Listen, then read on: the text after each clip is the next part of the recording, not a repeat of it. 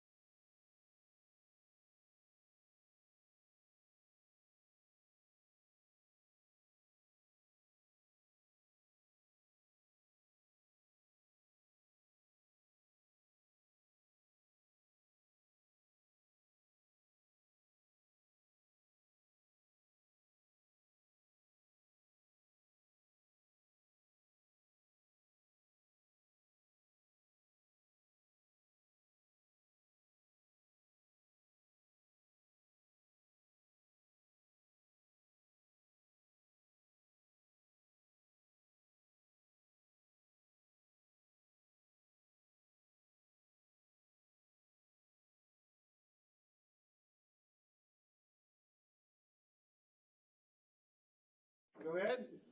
Okay. Thanks for coming tonight, everybody. We're going to convene this meeting right now with the pledge. If you join me. To the flag of the United States of America and to the republic for which it stands, one nation, under God, indivisible, with liberty and justice for all.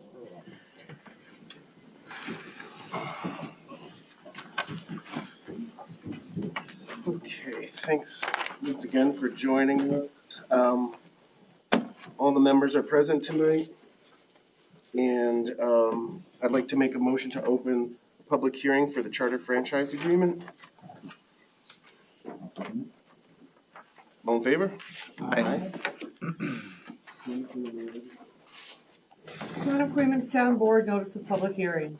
Notice is hereby given that the Town of Queens will hold a public hearing on February 26, 2026. New York. The purpose of this public hearing is to discuss the franchise renewal agreement of the cable television franchise by and between the Town of Queens and Spectrum Northeast LLC, indirect subsidiary of Charter Communications, Inc. A copy of the agreement is available for public inspection during normal business hours at the Town Clerk's Office, 2524 U.S. Route 9W, Ravena, New York. At such public hearing, all persons will be given the opportunity to be heard. Written statements can be submitted to the town clerk via email at townclerk@queens.org until 4:30 p.m. the day of the public hearing. I didn't receive any of those. And by the order of the town board of the Town of Queens, Kansas City, Town Clerk. Are there any comments for the public hearing on the charter franchise? In here, yes. Are there any public comments on the charter franchise agreement? If there is, please step to the lectern and. Can you explain it a little bit? Yeah. Sure. So this is a proposed renewal of the standard contract that you have with Charter Communications to allow them to use certain portions of the right-of-way to run their cable line. As Michael and I understand it from Candace, this serves maybe fewer than 30 town residents in the northern part of the I town. didn't give a number, but I know it's not the entire town. So just those who receive Spectrum service. It's Bethlehem, right? Yeah. Well, it dips into In a that portion area, of yeah. the Yeah. northern part of the town. It's their standard agreement. We did take a look at it and recommended a few changes. For example, they wanted a 15-year term. When we've talked to the folks at the New York Conference of Mayors and the New York State Association of Towns, they recommend you not go more than 10. They proposed some changes to several of the definitions, which would have slightly reduced the franchise fee that you've received. So we've convinced them to resort to the prior definitions, that fee will change. It's not a huge difference. I think the new language they proposed was about a $900 reduction, and so they've agreed to restore the prior language. There's some other language in here that we've simply clarified, but it's really a pretty standard agreement. As I understand it, there's another cable service provider that serves other portions of the Mid-Hudson town. Cable. And so they would have a separate franchise agreement as well. Okay, thank you. There's maybe been a few years ago. Okay. And they're non-exclusive, so if another cable company wanted to come in and provide service in the same area, they could. Is there a chance Spectrum will come further south? And ultimately, that's going to be a business decision really on their part. Okay. And Rich, what happens in the event that a franchise agreement isn't in place? They appear to continue to operate under the existing agreement that they already have in place, and I understand that that's what they've been doing Since the for the expiration of it? past, 6 months or so. Okay, we'll leave the public hearing open. Public announcements, there aren't any, but Tricia, you would like to speak about your New York City trip? I had the opportunity to attend the New York Association of Towns Conference in New York City. It was a 3-day event. It was amazing, truly amazing, very eye-opening. I learned a ton to bring back. I actually recommend that this town going forward looks in investing for budget-wise to send people from different departments. There were so many people, even towns smaller than us, they had 3 or 4 members of their town that came. I met so many other supervisors, and just being able to talk to them and hear what they do it's a big world out there, and it was a great opportunity to meet so many people who face the same situations. I attended a conference, what a town board member should know about the highway department, and I was wowed. So I definitely recommend it to us next year. It was, I guess, traditionally it's been over that February break. Next year they're moving it to March 13, 14, 15, and 16. Okay. So get out of there just in time for St. Patty's Day in the city. But it was, so Chuck Schumer, he came, he spoke. Kathy Hochul actually showed up, our governor. She spoke, and I guess she's since Pataki, no one has gone to this town of association meeting and spoken, so she was there. It was pretty awesome. It was great. Yeah, it's an amazing experience when there's so much to learn. Did you do the grant? I did. I went to the grant. I went to a seminar by LaBerge to find out more about bonds and stuff like that. Did you meet Doug Goodfriend, the bond attorney? I did. I met him briefly. Okay. Yeah. What do you have to say? I asked him questions pertaining to our town and stuff, and yeah, he did say, reach out to him. It was. Did you tell him you had his book? I don't have his book. Oh, I sent the link. Where it's a pretty dry read, but there's a lot of interesting information in that. Yeah. Okay, good. I'm glad that and they still do Association of Towns. They have some in Albany. The training it's a must. I think I agree with you 100%. Yeah, for sure. And like I said, not just for town board members, but highway department, even just amazing. Do they do the same thing they always ask first? Are there any board members here? And you just get a couple of people raising their hands because they want board members to go. They want that knowledge out there. Why did you only send one person? I went last year, at the beginning of my term, so I had gained everything that I could But from. I mean, why didn't the others go? I mean, we could have requested to go. Scheduled, Yeah. probably. I didn't Could go have, because yes. of February break and we were going to Arizona. so. Oh, okay. I think that's what's hard too, is it is over February break. Yeah. For me, being a teacher and not having a vacation, but normally I do have vacation scheduled that time, so it is hard. Yeah. Kids like- are out of school. It's a hard time. Yeah, I like the idea that they're moving it now to early March. Yeah. Yeah, because I think the whole board really should go. Mike, you hear that? I hear it. It's an expense, It is. Yes, it is, but it's worth it if you learn. It absolutely is. And it is a bonding opportunity for the Yeah. board to work together even more, and so. Right. Well, even the last one in Saratoga, when Cheryl and I were up there, it really is something when you meet other supervisors and have conversations what their issues and problems are. The first time that I went down to New York City, I met the supervisor from Nassau County. That's when the wind tower was going to be. And they had a not in my backyard issue down there. And he gave me an unbelievable amount of information because we were going to be connected if that's going to go. The town of Queens directly impacts the county of Nassau. So, it's New York State we're all interconnected. It's good to know what's going on in other towns because sometimes they have great information. They do, for sure. So put it in your budget for next year. Rich, are we precluded from sending more than 2 board members due to the open meetings law or are there exemptions? I expect that the Association of Towns probably has an opinion on that, and that it's that you're not precluded. You couldn't be down there Talking sort of business. making decisions, right? Right. But I think you could always send more than one, or you could essentially send a quorum to an educational opportunity like that. I'll confirm, but I don't expect there's an issue. And I will say, they're workshops and they're breakout sessions. And I had a slew of sessions. Like, there were 2 sessions I wanted to attend, but they were the same time. So I don't necessarily think that any board member is going to be in the same session. I actually think you would all be on your own throughout the whole day. So I don't necessarily know that it would be a conflict. My experience when I've gone before, and it was 20 years ago, but you would sort of coordinate with your colleagues and figure out, okay, you're going to go to that one, I'll go to this one. Maybe there's some that you're both interested in, and so there's a couple. But I think I would absolutely support the idea that it's a great benefit. You learn a lot. And I think there was one in Albany back when I went that was also very helpful. Sometimes there's some in Saratoga, as the supervisor mentioned. Right, having gone this year, I would love to go again because there were so many sessions I could not attend and be a part of. Yeah. So, Well, thanks for that, I appreciate that. Yeah. Moving to the approval of minutes, everyone received the February 12th minutes and had a chance to review them. I'd like to make a motion to accept them for the record. I'll make a motion. I'll second that. Any discussion?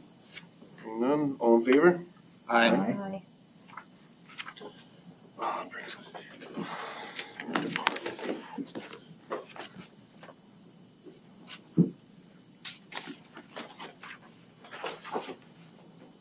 Supervisor's report for January 2026. General fund balance forward is $175,948.35. The receipts of $2,921,802.08. Disbursements of $2,865,886.16. Balance of $231,864.27. Interest earned $9,533.17. Consolidated balance forward $662.47. Receipts of $660,175.67. Disbursements of $660,171.44. Balance of $666.70. Town balance forward $8,020.56. Receipts of $51,051.32. Disbursements of $36,934.28. Balance of $22,137.60. Earned interest this month $4,370. Highway Part Town balance forward $66,758.05. Receipts of $100,013.58. Disbursements $95,112.22.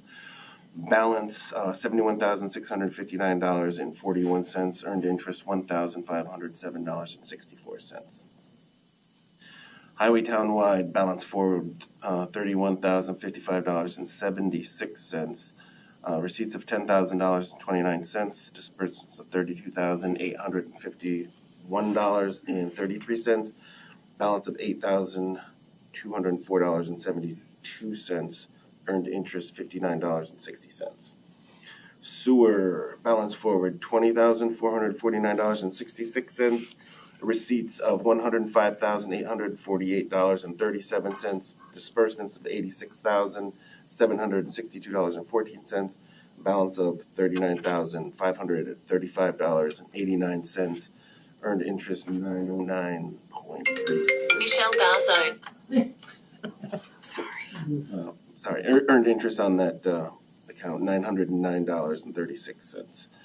Trust and agency balance forward $25,472.98. Receipts of $311,462.59. Disbursements of $305,355.22 on the disbursements, and a balance of $31,580.35. Capital projects balance forward $69,432.74. Receipts of 60 cents. No disbursements. Balance of $69,433.34. Earned interest $99.43. Section 8 HUD balance forward $19,059.28. Receipts of $74,971.42. Disbursements $77,031. Balance of $16,999.70. Total reconciled balances $492,081.98 with a total monthly earned interest of $16,479.58. Savings accounts of Grove Cemetery $928.72. $96.83 earned interest. Queens Hollow Cemetery, $546.80, $9.66 earned interest. Alcove Cemetery, $320.98, earned $45.19 in interest. Total savings account, $1,796.48. Total earned interest, $151.68. Collateral coverage for Bank of Greene County, FDIC coverage, $250,000. National Bank of Coxsackie, the same, $250,000. Greene County's collateralized at $1,015,410.13.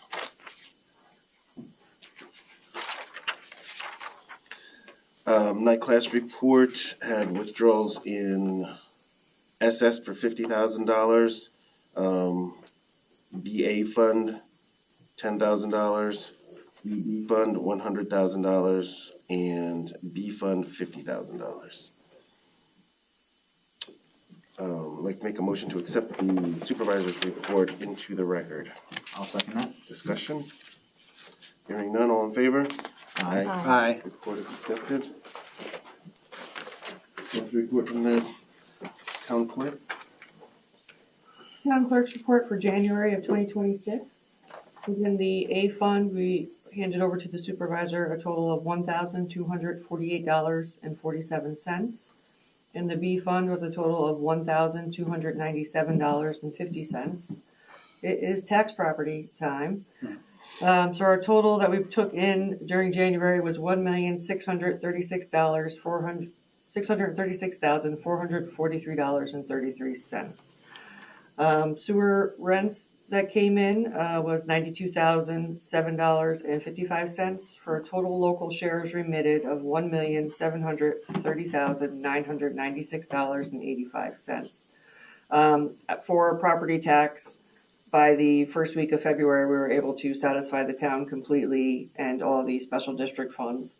So now any monies that are coming in are going straight to county. So the town has been satisfied. The amount paid to New York State Comptroller's Office was $15. New York State Ag and Markets was $16. New York State Department of Health was $45. New York State Environmental Conservation received $413.60 for a total non-local revenue of $489.60. So the total state, county, and local revenues for January were $1,731,486.45. Thank you. I make a motion to accept the clerk's report for January 2026. Second discussion. Hearing none, all in favor? Aye. Report's accepted. Good evening. Sure, thanks. For the Queenstown Police Department for the month of January 2026, the department responded to 834 calls for service. We effected 18 criminal arrests. The department also initiated 379 traffic stops and issued over 103 tickets. We also effected 2 arrests for driving while intoxicated, investigated 5 property damage auto accidents. I'd like to mention that our new part-time officer, Hallenbeck, was sworn in January and has begun working here. He's working out very well. He's currently on a honeymoon, so we don't have him this week, but I don't know why he would do that, but he did. I also want to take a moment to present, I couldn't do it in January, but the year-over-year statistics, which I think I've included in the packets, from 2022 to 2025. Currently, 2025, we responded to 9,554 calls for service for the year. We initiated 2,802 traffic stops, issued over 1,000 tickets, and made 11 driving while intoxicated arrests for the year. Of note on the numbers is for 2025, we also effected 315 criminal arrests, which is a lot. 2024, there were only 117. I say only, but so we tripled the criminal activity and the arrests for that. That information is, you should post it, I guess, if we want to do it on our police page or on the, if you wish. And one other thing I want to make mention of for the town, we submit data to DCJS, the Division of Criminal Justice Services, every month, and they track all of our activity. Particularly, they keep track of domestic violence incidents. And I mention this because there's been a steady increase in the town-wide. In 2021, there were 7 domestic violence victim data incident reports It rose to 33 in '22. It rose to 49 in 2023. It rose to 62 in 2024. And last year in 2025, there were 55 domestic incident reports that required a report being taken and either an arrest and or order of protection being issued. And we've had a very busy January also. We've had, I don't know if the exact numbers aren't low. They're happening. And I don't blame it on the weather. Some people think people are inside all the time, but it is a steady rise over time for the town. So I don't have that solution, but I just wanted to make mention of it to the board so that you're aware. Because they're very volatile situations that we go to at all times, so. That's all I have. Thanks, Chief. I could also mention to you that we did take possession of one of the new vehicles today and brought it out for upfitting. And we will receive the other vehicle tomorrow here. So thank you for that. And, we're making progress. That was quick. It was quick. Chief, any idea on the correlation between calls for service dropping and everything else going up? So the sheriff's office, and I'm not sure what happened, but there was a call for service change in the CAD. The CAD is the computer-aided dispatch, and I think they changed the CAD and the reporting requirements, and it was a reprogramming. And ever since that time, we've noticed that the calls for service didn't approach what they were. And I can attest to you that the activity has not fallen. So I don't know what was going on with the CAD. We do not control the CAD. We just respond to it and use it as a tool. So I can't answer that question, but I do know that if you look at all the other activity, we're still now responding to more than ever at this time. I want to add on, I met the chief yesterday. Do you want to discuss that now? You know, I thought about it, if you don't mind, Trish. I think there's more to be thought about with that whole situation, because we're still concerned, the police department's concerned about being in this building in the basement. That's our primary problem that we have as a town and as a police department. There are options, none of them are quick, and none of them are cheap. So, but before we really settle on a way forward, I think it takes more time and thought within, and discussing it with you in general terms so that we get an idea where to go. I don't want to go someplace and expend a lot of energy that's not going to get us anywhere. And that's what we met and spoke about yesterday was, what can we do for the police department downstairs as far as relocation? What are our options? So I agree. I definitely think that it needs to be a bigger discussion. So it's on all of our radar. In general terms, there's places we could rent. It would need upfitting. There's places we could lease. It would need upfitting because police departments require certain things that we have to have, and it will cost money to do so. And then there's the other option, of course, of this building and, of course, to have a new building. So I really think we should have a focus group on it and come to a decision and really move forward quickly. Could this building be made into? It was very expensive to do so, but it can be. I couldn't say it A couldn't new be. building's going to be expensive too. So I think the problem is if the town was in agreement to rent a place, you're paying for the monthly rental. It has to be outfitted for the police department, and that's not going to be cheap by any means at all. So if you're spending that money, and I think it's a 3-year plan to try to get a building over where our new building is, or so where do you spend the money? When do you spend the money? So I think all of those discussions really need to happen. My question though, I keep hearing, it's got to be made special. The sheriff just moved into a new building in Albany, and I'm sure that they didn't do anything to that building because they moved in fast. So that's what the chief and I were talking about. If it's a Right. new building, That's an administrative office.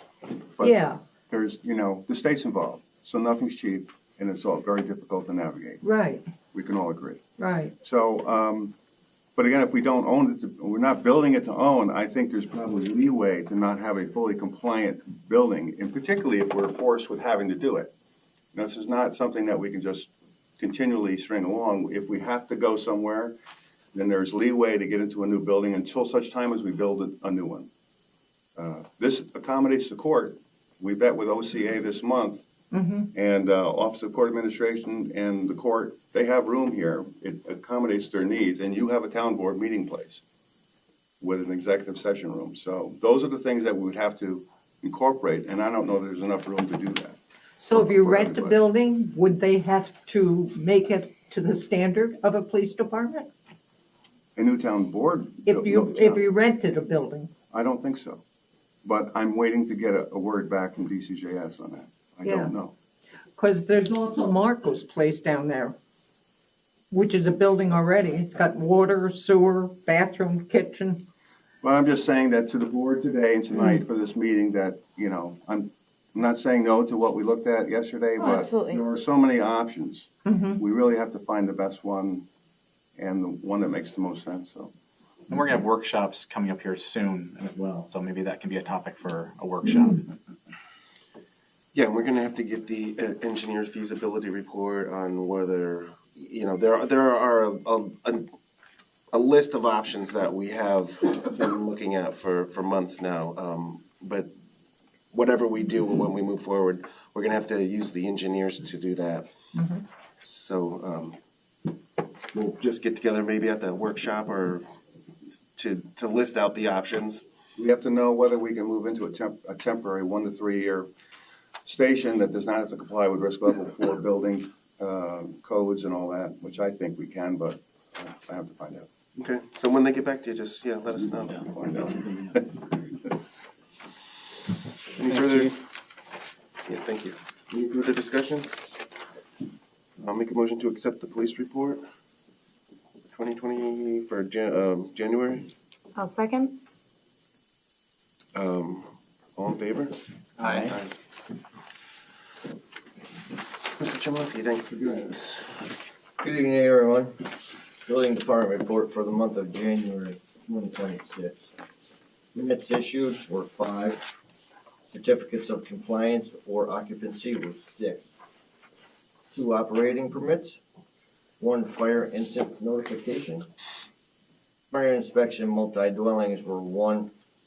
Fire inspections on commercial buildings were 7. Fire inspections on vacant buildings were 3. We had 5 building complaints, 29 building inspections for the month, 3 permit renewals. Building fees were $787.50. We have 1 site plan review. Planning fees are $100. We have 1 use variance. Zoning fees are $100. We had 2 property searches, and miscellaneous fees are $200.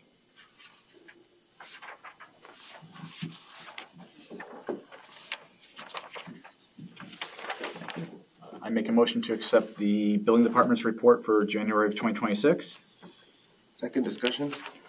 Just for discussion, Jason, the use variance, who's the applicant for the use variance? Mr. Weidman, Weidman, okay, for an accessory structure on vacant land.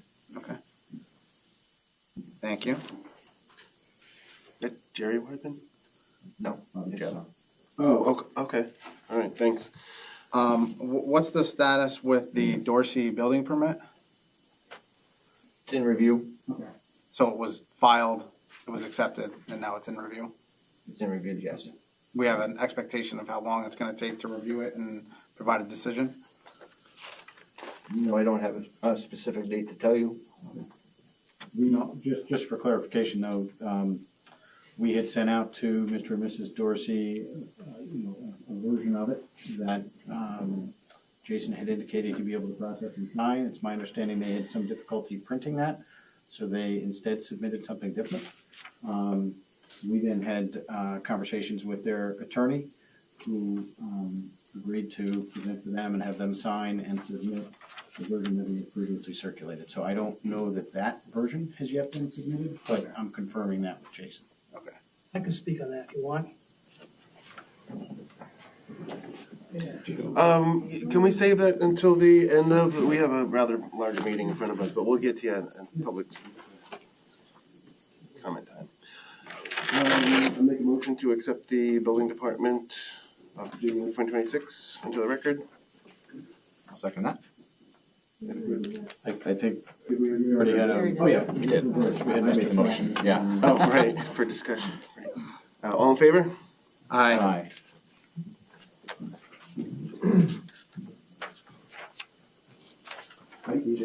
Thanks. Meeting board. So I'm giving you a report for January 26th for a sewer plant. Our total flow was 19,895,000. Our average flow was 642,000. We did just under an inch of rain. Percent removal was 90.93. As you can see down through there, give you the total, we spent $115,778.87. I'm just gonna go through there so you know some of the bigger ticket items, why they're there. The Kingsley group there, that's the generator, the portable generator we had before. We had that for about a month while we were waiting for the other one to come. So that was that bill. And then you have the generator was 76,000 on total bill there. And then you have Parks and Group at 10,000, that went out to leachate. That's the work on the gravity settler that we have out there. So there's just a couple of big ticket items. I just wanted to let you know what they went to. Thanks, Keith. With the generator though, Keith, Yes. and Board and Mr. Riley, the village is gonna kick in and pay 75% of that ticket price?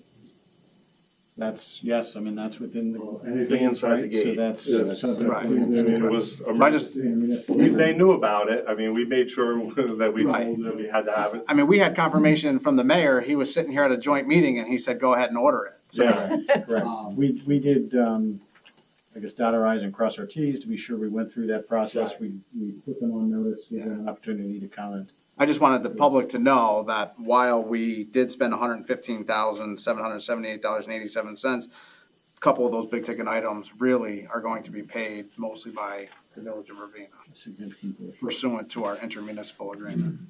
Just not the 10,000 one. Correct. Correct. Just The leachate is ours. that goes out of leachate. Don't, Yeah. let's not get that in there, but yeah. So I just wanted to give you that total there.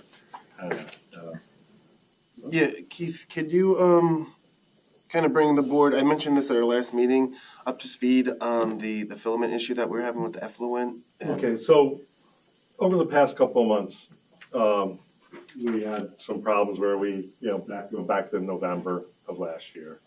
We were having some problems with settability, and then we also had like a large, something white came through and everything, and that lasted for a couple hours, Then we smelled like paint thinner, like a day or two later. So we don't know if someone was painting someplace and they dumped stuff and cleaned the brushes, and then, then when they cleaned all their stuff, we could smell the plant. So there, along with, we've been smelling a lot of soap detergents. So I don't know, it's like, this is one of those things, like, when the hits, we were running, we used a pack for settability, use chlorine to do the filaments and stuff. We actually, one of the tests here where I sent out there's $285 I sent out there. One of those I spent to send the lab to Maryland to have it tested for filaments, because we knew we had a problem, we just couldn't figure out why and where. So actually, we reached out to a guy, he stopped in, he just happened to stop in at the right time, and I was like, this is perfect time. We got a problem, can we have them? And so we sent that out. That was an emergency to find out what we had. We had straggler flock, which is like a couple different things. It can have a low DO or something, but we don't have a low DO, but we don't know where it was coming from or why we could get it. But just this past 2 weeks ago, last week, we failed every effluent of the whole week for that. So that's on DEC. I had to report all that and everything like that. So we failed on our effluent. We were supposed to be 0.03, and we were at 50. So we're well over our limit. So there's a lot of, and we got it under control. It took us a week with polymer and chlorine just attacking it. But, that's what it took, but we have been traveling this and following it for 3 months. And then it just hit in a week, just one day. We were fine up until that week, over the weekend. We were fine. Monday morning, we walked in, took lab, way over. Tuesday did again, Wednesday, Thursday. By the time we got the chlorine, the pack in there and started treating it, it took us, 4 days, because we started Sunday. I think it was Sunday or something like that, and then we're hitting it. It just took that long, So- just so that you know, so in the month of February, that's gonna be that'll be out to the east. So practically speaking, and just so everybody can understand, what does that do? You're talking about the bugs in the water that eat the Well, solids?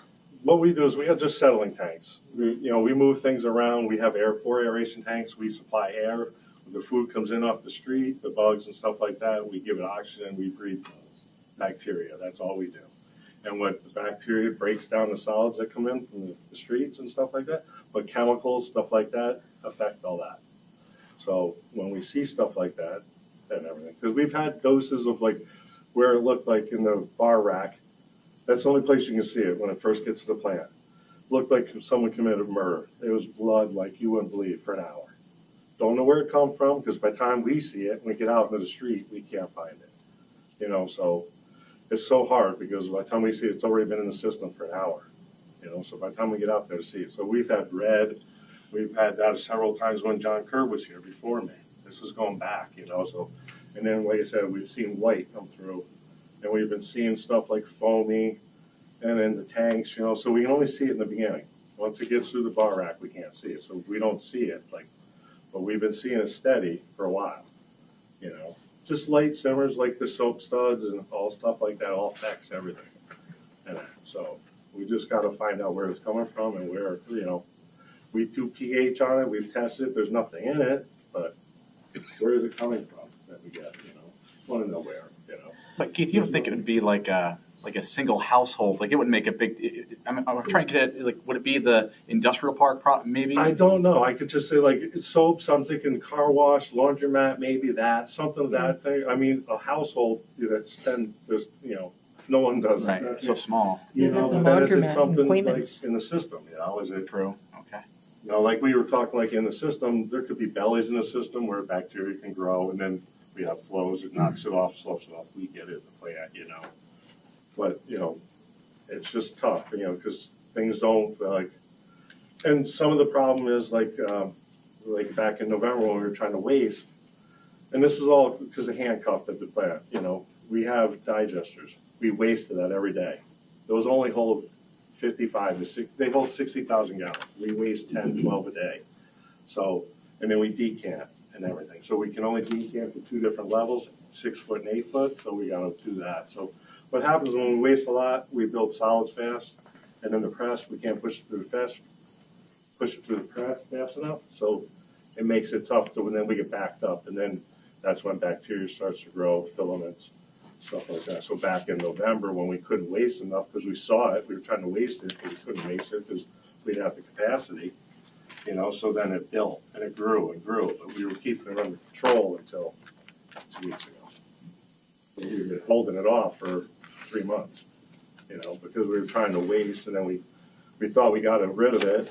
So then we tried to build bugs back, and then they got back, and then that was it. We were like swamped. Then we were trying to waste again, and then we didn't, So it's just a vicious cycle. We just every day, we go walk in the door and you have a struggle all day long, and then there's other days where you walk in, it's a cakewalk. But you're a bug farmer, so you're juggling, The atmosphere's got to be good. We've had at least a whole month of cold weather.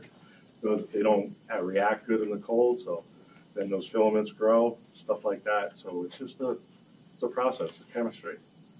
So that's why I just want to let you know. So that's the month of February. So How big is that laundromat in Queens? there isn't one. What laundromat? Where? No, there isn't one. Yeah, there is. No, there isn't. It's not public. What's that? It's not public. Private. That's not But public. it's still, But it's mean, not public. They've only got like, what, To the 2 tenants. offices? Yeah, no, I'm Yeah. talking just up on 9W, something like that. Yeah. The car wash there together. I'm just thinking. oh, yeah, right. They may be doing a lot of laundry because people are there. The car wash was broke down for a while too. I'm just saying. I'm just trying to Yeah. find out where we can be getting this stuff. That's my game. Is we just got to yes, some of it could come from the industrial park, but like I said, we've tested it. There's nothing in it when we see it. We just don't know where it's Wow. coming from. So it'd be nice to know where it's coming from. Yeah, I talked to Ty last week about this, and he got pretty detailed with the microbiology of it and the bacteria and how that you don't know what's coming in, and that the lift station down by Riverview is constantly running. So that's why you and I are working together on those maps to figure out what's going on there. And he had said, I said, do you think it's possible that inflow and infiltration could possibly be a part of it? And he said, absolutely. The sewer system, the trunk lines where they're coming from, there could be any number of things infiltrating the trunk lines that we want to replace, the ones that we want to reline. I mean, it's just like the village has a large part of our infrastructure. They have theirs, it comes into us, we handle it, but we need to cut out I&I. That's our biggest problem and everything like that. But if you go down any of the streets in the village, a lot of their manhole covers have holes in them. So any water that gets on the street gets into the road or gets into the sewer system. So, so those are things that we need to address, stuff like that. Just putting solid lids on with no holes in them. So a portion of the I&I is from the village. Oh, definitely. We have our own. They have theirs. Everybody has their issues, Just the bigger portion of our supply. They're 1,200 homes. We have 400. So there's a big difference. So we just need to cut back on it. The I&I, but that's infrastructure. That's where that money comes in and stuff like that. Because that's all money. What, during hunting season? The board No, members? it's any time of the year. It's summer, it's just, like I said, it's bad. If you go out there, you're like, wow. It's shocking that it would come like through that. But once it goes 25 feet and it gets over here, you're looking at it red here, you look over in this draw, you're standing like this, and it's not red. But it's not red on this side, but it's not red on this side. It's mind-blowing. Have the board members ever taken the time to go down and walk through a sewer plant I've been there dozens of times. I've been there. to know what it looks like and what's going wrong? And This is the reason why walk through it? I just got on, so no, I have not been there yet. I have not been down there. No. So, I mean, that's why, anything, because like I say, any money that we can get for the grant money can help us out greatly. That's all. Thanks, Keith. Yep. Keith, just a couple of questions. Yes. The UV system, Yes. did I see vouchers from Trojan? They came, they repaired everything that we had bought, that they originally sold. When the guy came and installed it back in January, he gave me 2 other things that we needed. So I just ordered them today. So that whole system that's what I told Manny today when I was on the phone with him. Just let's get these, and then they're coming, they'll be coming in March by I want them to put those 2 parts on, and then everything will be done. Okay, great. And then where do we stand with the lift station repair? Well, I sent everything he told me that he would let me know when they got the control panel. Okay. Because they had to put, the only thing they were waiting for was me to sign the contract, a 1-year contract for the alarm system, so that it would call out to our cell phones and notify us. So I did that, and then he said when that got in, he had everything else. That was it. Do we have an approximation as to when? No. Nope. He just said when the box arrived, he'd let me know, and I haven't heard. Okay. Any further discussion? I'll make a motion to accept the sewer report for January 2026. I'll second. All in favor? Aye. Mr. Baker. Good evening, everyone. This is a highway report for January 2026. Town halls, this one and new one. As you know, we get storms, we're salting and clearing the parking lot and the sidewalks. Switching over to the garage, C16, the heater core went, so we had to replace that. One of the F450s, there was a solenoid that went bad, we changed that. C14, we put new cutting edge on the wing, that was bad. C27, we put new tires on it. There's a white Taurus police car that the detectives use. Enough emotional order, but yeah. We put some brakes on it, and we're trying to keep it going, change the oil filter and stuff like that. C16 hydraulic pump, it's run by an electric clutch.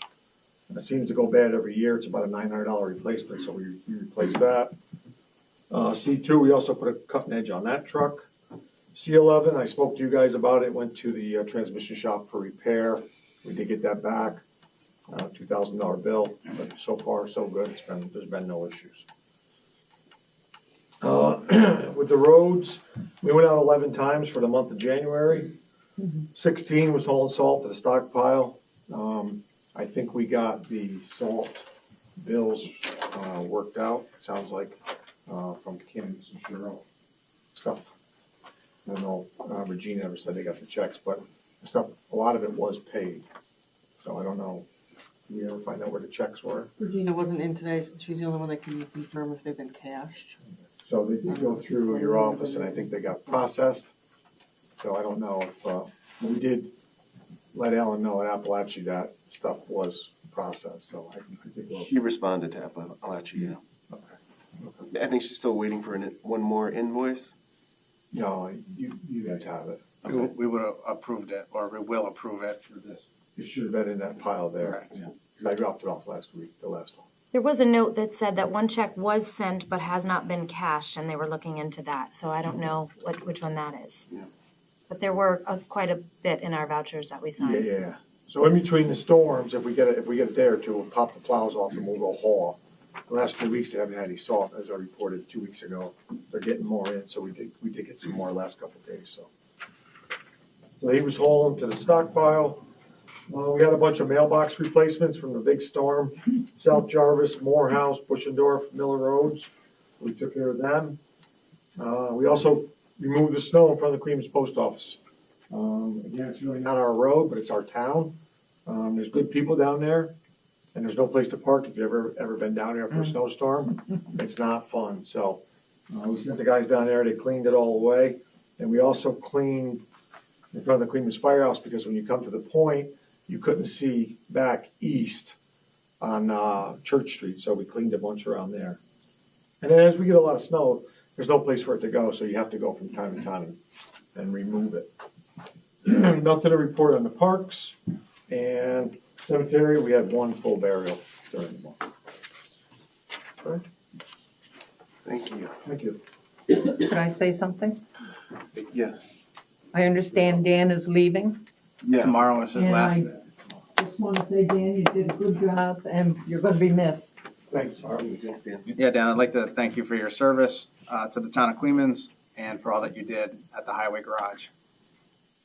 You're going to have big shoes to fill, I can tell you that. Yes, right. And I wish you luck. Thank you. Make a motion to accept the highway department report for January 2026. I'll second that. All in favor? Aye.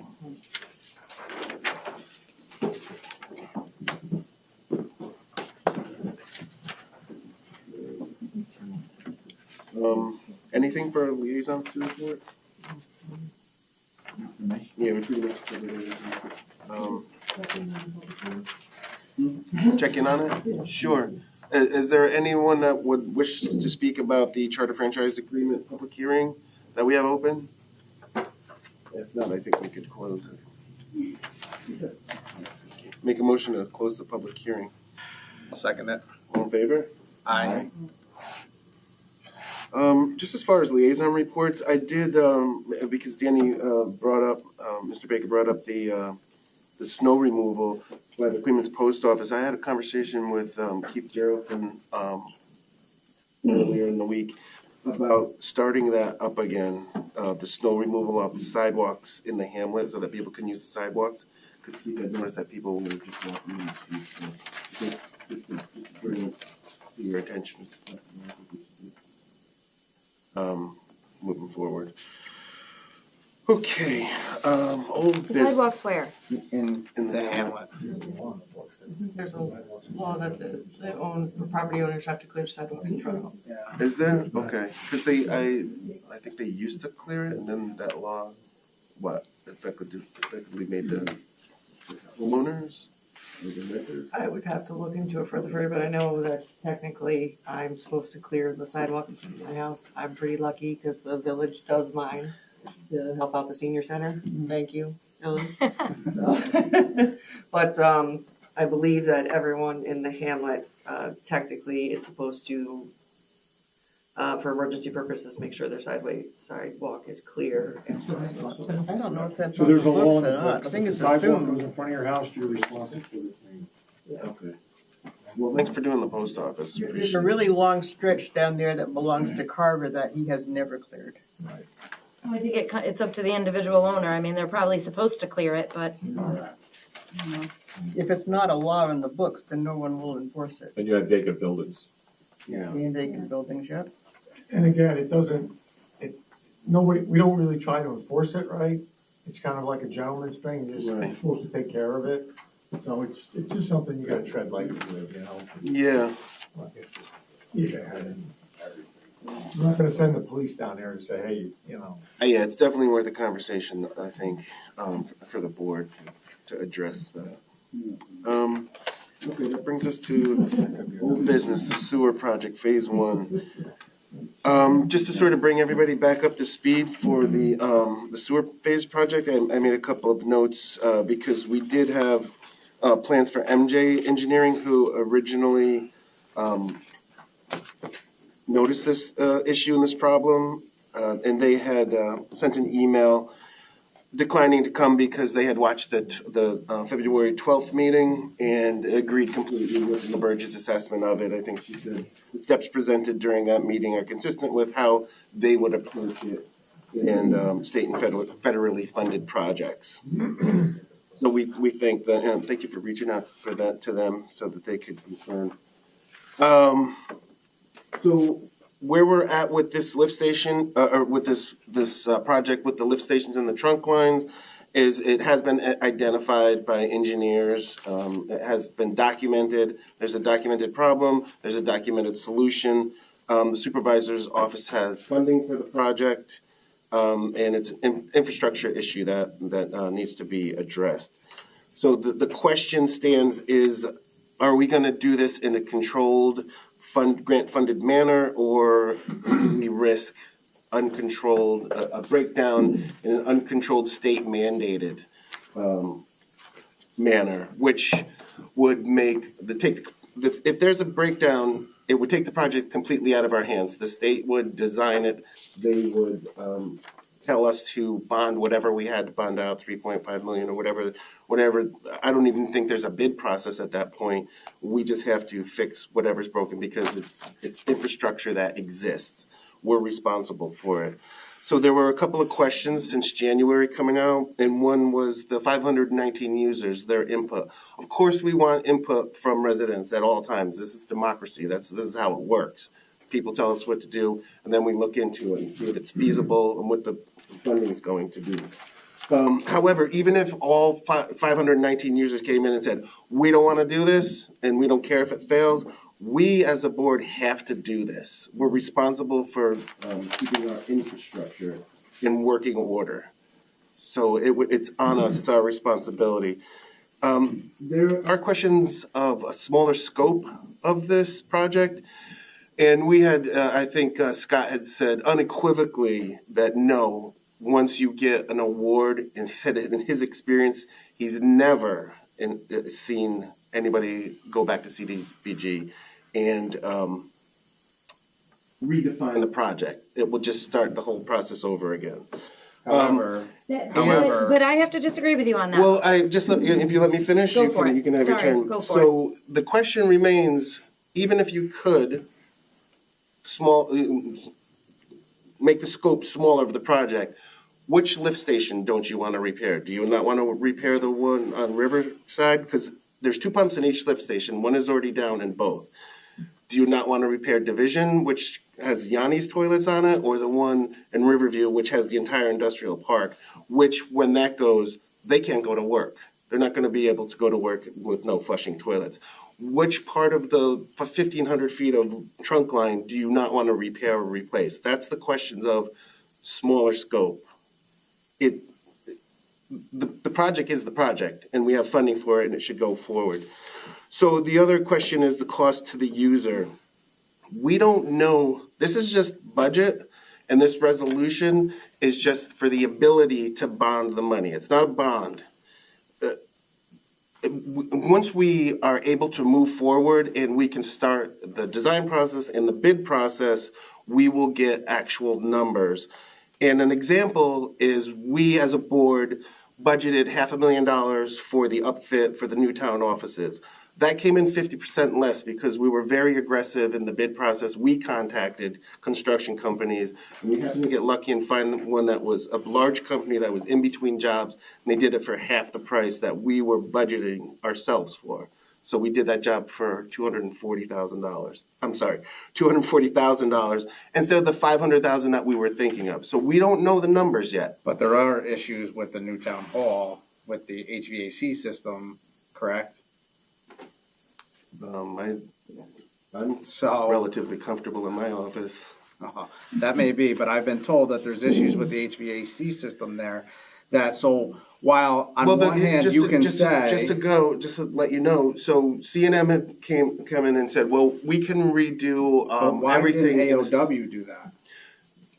The thermostats, the thermostats are where they are, and the way that the hospital was set up, the thermostats control the hot air. There's not an issue. Dylan, I'm sorry, but We are getting, yeah. we're switching topics here, and the Right. reason we're having 3.5-hour meetings is because we're not staying on track. Yeah, thank If we you. could stick with one topic and revisit this, which I do believe is important, because there is an HVAC problem, that would be lovely, but I would appreciate it if we could just keep on the same track. Okay, thank you. So my point being, we don't have hard numbers right now. We are just at the point where we have to pass this bond resolution that gives us the ability, and it checks off a box for the CDBG grant, that we can move forward and sign contracts and start getting the, and I sent the email to you guys, so you're aware that we now have a project manager. Everything is moving forward according to plan. We just are at this roadblock with this bond resolution.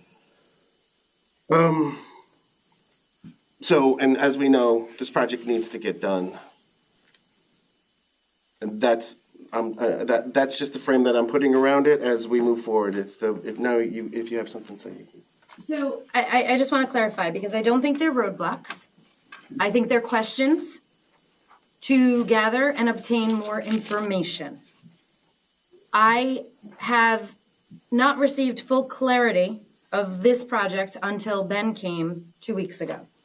I've had mixed numbers going back and forth. I was originally told we could possibly bond this out 0% interest. Then it went up to maybe 4.5% interest. So I don't ever want anyone, whether they're sitting out there in here, to think that I'm for or against this project. I 100% wanted to become informed, and the residents need to be informed also. With that said, I've asked twice, can we change the scope of this project? And I've also asked if there was, out of these three, the pump stations and the trunk lines, out of those, what, if there was a priority, what would it be? Keith answered that for us, I think, 2 meetings ago.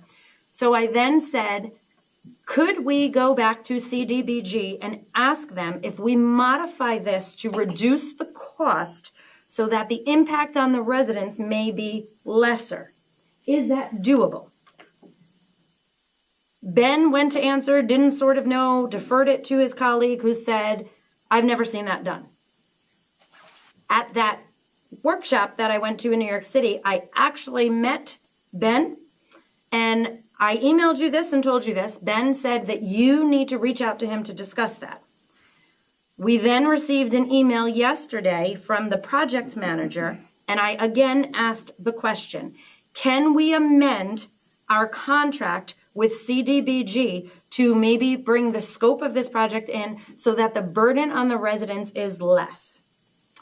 My biggest problem with the 519 residents, I don't think they have been adequately informed. And I think that is this board's responsibility to make sure that the people sitting here are informed. Yes, we held a public hearing. I sat on the planning board for 3 years. Our public hearings, first of all, we posted in the Times Union. Not many people get the Times Union. There are elderly residents that are not tech savvy at all, and they don't read things on social media. We as a board need to do a better job informing these people. Those are my problems with this project. Not that I'm against it. Those are two important things. The public needs to be informed better, and I want an answer. Can we change the scope of this project to reduce that so we can go forward? Okay, so we don't know what the burden can I- is. So, Yeah, go ahead. yeah, so, I respectfully disagree somewhat. I don't think we know what the burden is. That's the whole point. Like, we were given, this is what we have a problem with, this is what we need to do to fix it. It could cost upwards of $3.36 million. Now, the Burge put a $700,000 contingency in there just in case escalators happen and so on and so forth. But it's hard to reach out to residents and say, hey, your share is going to be $10 a month for a project that we don't know how much it's going to cost, because we have to pass a bond resolution for the 3.366 in order to make plans, in order to get quotes so that we can see exactly how much it's going to cost. Like we could pass the resolution, get a plan for the entire project. I don't want to scope it down. I say we have a problem with the entire trunk line and 2 lift stations. Get it done while we have the $2.5 million.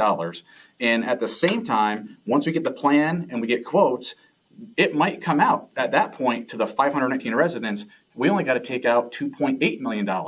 And this is your cost. It's only $4 a month, not $10 a month. I mean, it has to happen, in my opinion, regardless. But it's hard to reach out to residents and say, it could cost $10 a month when really we have no idea what it's going to cost. That's the max. It could be much, much less. So I feel like it's sort of scare tactics to say it's going to be $10 a month when we haven't even went through step one of passing a bond resolution to see what the actuality of a quote would be.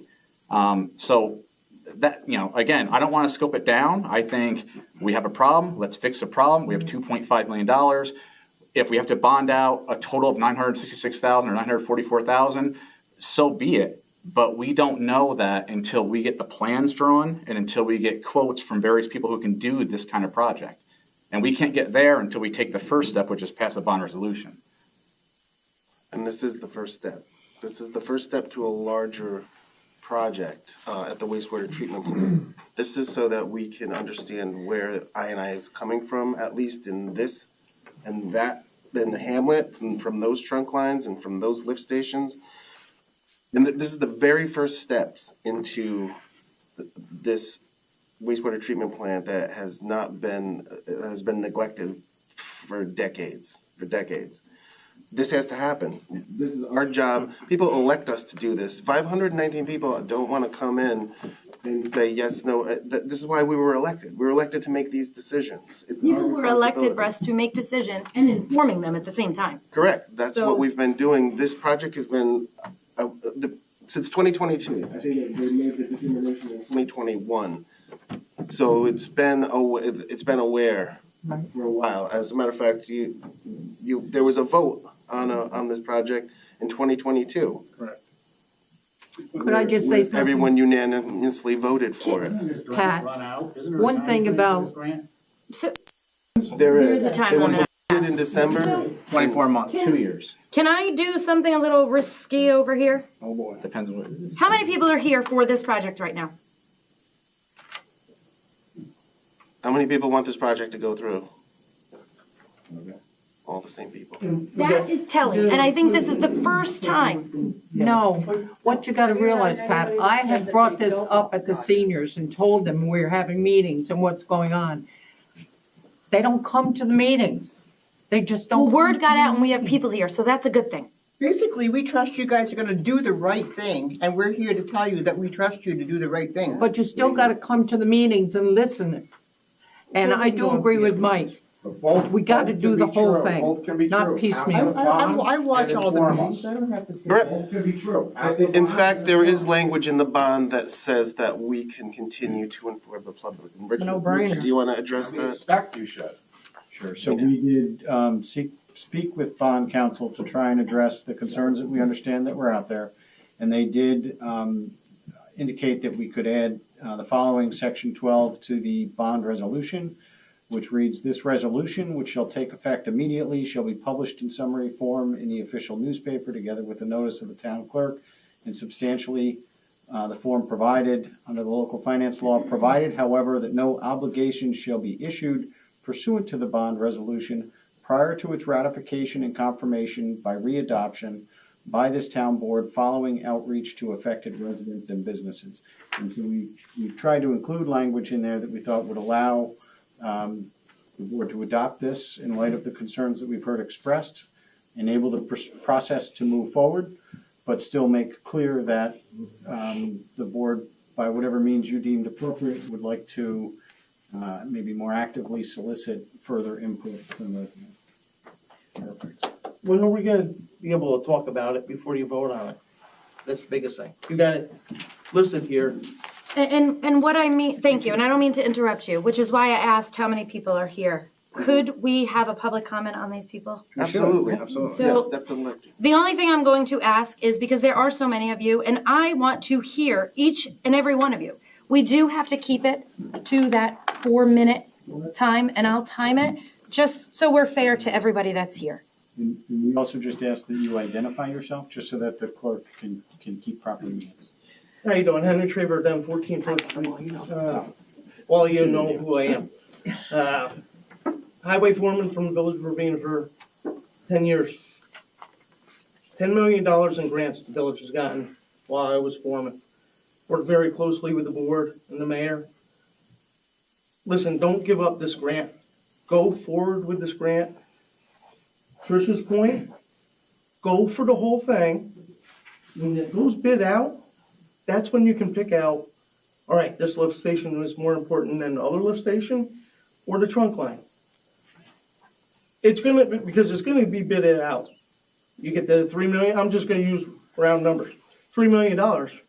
Maybe bid it out to 4 million. That's where you have to make your cuts. The village had to do it during COVID, up to the water plant. Came way above. We had to pull the bids back. We waited after COVID got done, put it back out, and the prices came down. So don't give up on it. Go with what you can go with the bond. Do the bond resolution so you can get that process going. And then you can go from there. Like I said, you're not gonna have solid numbers until the very end. There's a bunch of us here from the hamlet. Listen, I'd much rather pay for it now Right. than later on, and it's an emergency, and Keith has to spend thousands and thousands or hundreds of thousands as an emergency repair. And guess what? We're paying for it anyways. So get what you can out of grants. If you lose out on this grant, I'm gonna tell you right now, Town of Clemens is not gonna get grants for probably 10 or 15 years. EFC, state, are gonna laugh you out the door. Gonna tell you that right now. One thing that the village has done, and that we talk about all the time, you gotta spend money to get money. It sucks, but I'm gonna tell you right now, you may only pay $100,000 instead of $1 million. So please, go with it, get it done, and then, just like I said, you'll still be able to, for Tricia's point, like I said, prioritize. Because you don't know what the numbers are gonna come in for, what the trunk line's gonna be, or the pump stations. It might be different. 6 months from now, it could be even more, or it could be lower. But go for it and get it done. Don't give up on these grants.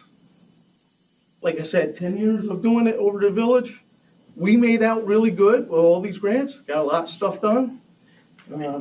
Water mains, up to a water plant's been being done.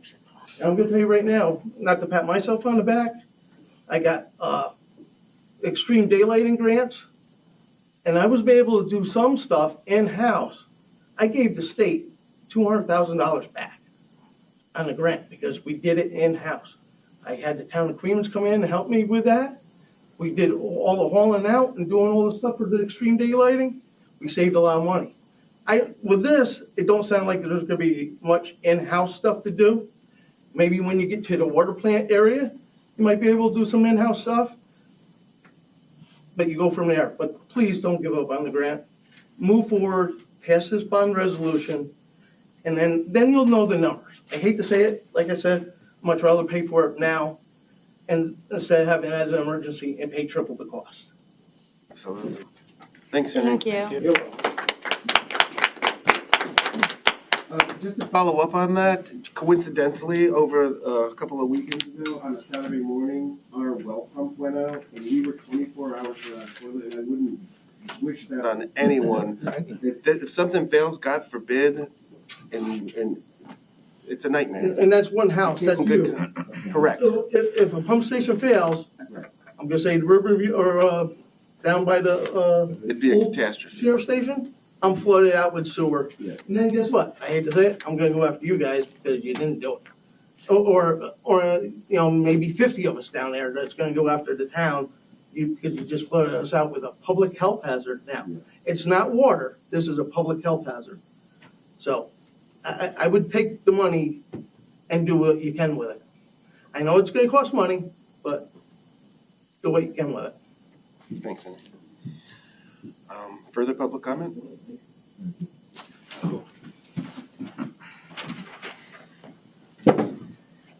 Joe Volke, 16 Blaisdell Avenue, Clemens.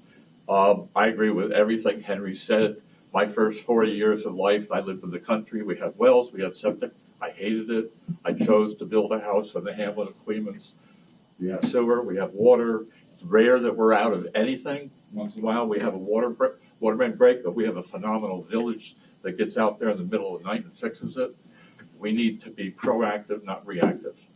And we need to pass this bond so we can get this. It's free money. The federal government doesn't give money away that often anymore, so grab it while you can. Thanks, Joe. Thank you.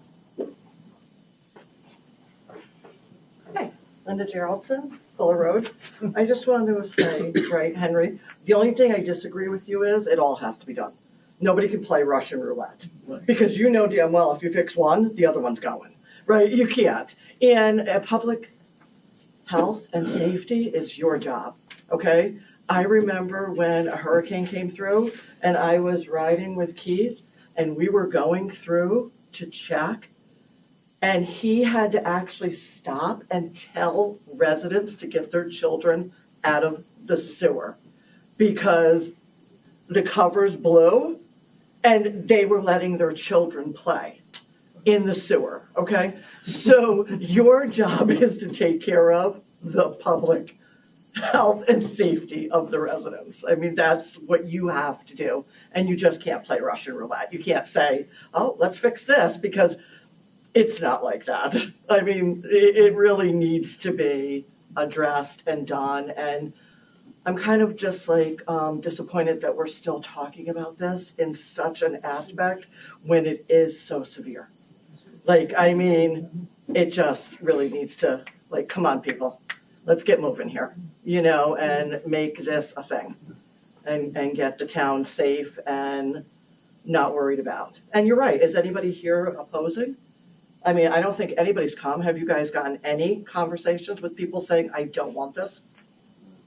None. Because I think they trust when they hear might be sitting home $7 a month. Are you kidding me? Like, or $10? I'm not going to have my toilet not being able to be used for possibly weeks. Think about that. Over $7 a month or $10? Like, nobody's going to, they're just saying you guys are going to do the right thing. Like, you have We'll to. just go to their house. I mean, but it's right, and it's not everybody, it's the village. It doesn't affect anyone. Think about the natural disaster we would be in as a community. Yeah. I mean, think about that, okay? I probably would be happy because there would be no trucks running, but that's beside the point. There you go. Thanks, Linda. Thank you. Anybody else? Just one quick thing, just for myself, guys. I offer my help with the village all the time. My help, you know, if you guys need something, I know the sewer system, you know, keep especially on the village part of it, me and Keith work together a lot. If you need help with something or questions, I'm more than willing to help you guys with anything with that too. So Thanks, Henry. remember, I'm retired, so I got a little time on my hand. Any further? Hi, my name is Bridget Engelhart, and I live on Church Street in Queens. And I got to put my readers on because, I'm of that age now that I need those. So I just want to thank you guys for your service to the town. I know it's a hard job and thankless, so I want to say thank you for your time first. I am familiarizing myself with all of this sewer things. I heard someone mention about prioritizing which pump or lift, and I think that's kind of a hard thing to do because I don't want to be one of the ones that's not prioritized. I don't think we should be prioritizing. I'd like to see you pass the bond resolution so we can start making the plans and getting the numbers. I think we should pay for it and do it right the first time rather than trying to piecemeal. And I think the taxpayers want and expect a working sewer system. So I respectfully request that you pass the bond resolution. Thank you. Thank you. Thank you. Further public comment? This topic only, right? I'm sorry? On this topic only? Correct. Yes. Just so you're aware that we say 500 plus, that's accounts. My house is one account, but there's 4 people in it. So the number of people you're affecting is much higher than 519. Mm-hmm. Right. Thanks, Candace. You ready for me? Yes. Never. As far as I'm concerned, Can you state your name? the sewer. Your name. That's Can you Donna. state your name? Your name. Your name. Tell them who you are, Donna. Oh, Donna. I live in the hamlet.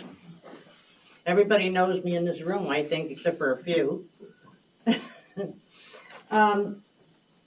Reading over and listening to things about the sewer project and the bond, the grant and the bond, to me, it's a no-brainer. How can you pass that up? If you've walked through that sewer plant over the years, I go back to when Floyd Russo was there. And they have fishing derbies, and you would be invited down now and then to take a tour. And there's been so many problems in that building over the years. It's all going to come collapsing down on your heads if you don't do it. It's going to hit, and it's going to hit hard. And the residents are not going to be happy when that all gets put on our backs because the bond. That bond is guaranteed the residents a peace of mind. Everybody I've talked to says it's a peace of mind to know if we get that bond, it's not going to be poured on our backs. And I can't agree with them more. I mean, to me, it's a no-brainer. But then again, I'm not a teacher or anybody special, just a resident for 50 years. And I've seen problems with the sewer plant over the 50 years. I've seen what's been done and what needs to be done. So that's all I got to say for that part. Can I bring up one other thing? Sure. That's nothing to do with the bond issue while I'm up here? Like I said, I've lived here 50 years. How in the world do we have a 4-person board when there's supposed to be 5 up there? How in the world does this sit? How do you vote without doing ties constantly? And if it's something political, I'd hate to see that play into it. I would love to see the 5th person on that board up there to make this right. 50 years, I've never seen a 4-man board. What's going on? It's not a 4-man. 3-man and 1 woman. You know? Get real. Let's let the politics go and be in it for the town of Queens residents. Thank you. Thank you, Donna.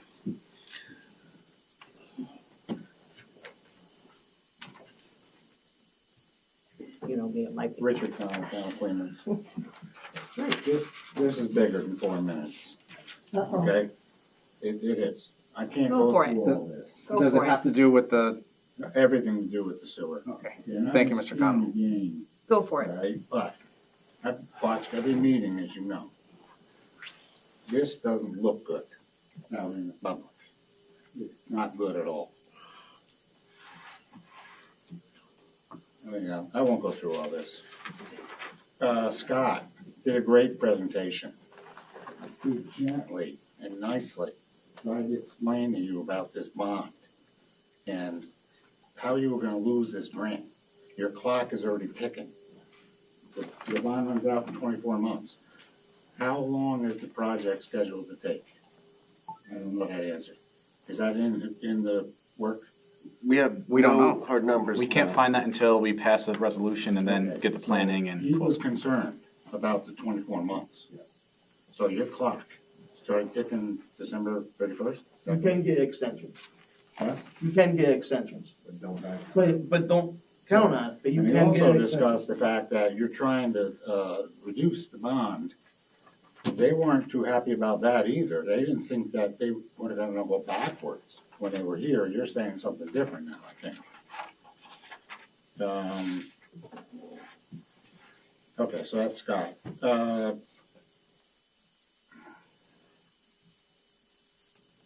If the grant goes away and you have to do the project under an emergency basis, what then is that project going to cost you? That's a big number to put on all four of you. I think Ben said $350 compared to like $30 to $40 per month per. reused. Okay, but what's that total? I mean, I don't have any numbers. We don't, budgeted Mr. for- Connell, we don't want that to happen, certainly. If that were to happen, though, it would encompass the entire village of Ravena as well, not just the 519 users. How do you figure For that? a portion of it. That's The what, whole thing. To answer your question, it would be the $3.3 million. It would be entire the project. whole project that would have to be paid If it for. costs. Okay, I'm sorry. Correct. I'm sorry, you're absolutely correct. Right. It'd be 3 $3 million, versus possibly 800,000. correct, Roughly, yes. So that's a big number. And again, Mr. Connell, that's the max. That's the max that they've given I us. agree, I Could be agree. lower. And I'm a mechanical engineer. No. You're not gonna hit that number. That's in there for fluff. All right, the only way you hit those numbers is when you do projects like I've done where you're expected to use all the contingency. That's not what this type of project is. Okay, so 24 months. That's the big things. The other thing I want to say is that, and it really encompasses not only this project, but the fact is, and I told you guys this last year when I stood right here, the underground facilities in the town and America were done by our great-grandparents, grandparents. It's crumbling. Get ready. This is just the beginning, right? All of it's failing. Look how many breaks they have in the village of Ravena in water. Okay, that system is 100 years old, right? Okay, that's going to keep getting worse. So you better start looking at the whole underground facilities that we have. Think about it. But this bond is a no-brainer. I mean, this is just so simple. Take the money, and you're not going to spend $800,000. That's not going to happen. and hopefully we don't spend more. Well, when you get the numbers in, you've got the option to reduce, so that you can make a decision after you get all the hard numbers, right? You don't have to do everything after you get the hard numbers, correct? Correct. That's correct. Yeah. So, Thank you. And you did good with your time. well, I didn't say half. Any further comment on the old business of sewer project phase 1? Seeing none, we can move to resolution. Thank you to every single one of you for speaking and being here. Thank you.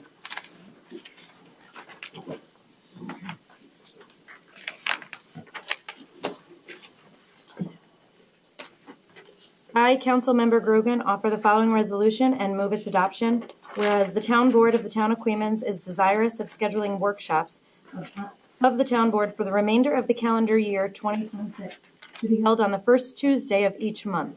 Now therefore it be resolved that the town board of the town of Queens does hereby set the following dates for the town board workshops for the remainder of 2026, with each meeting to commence at 6 p.m.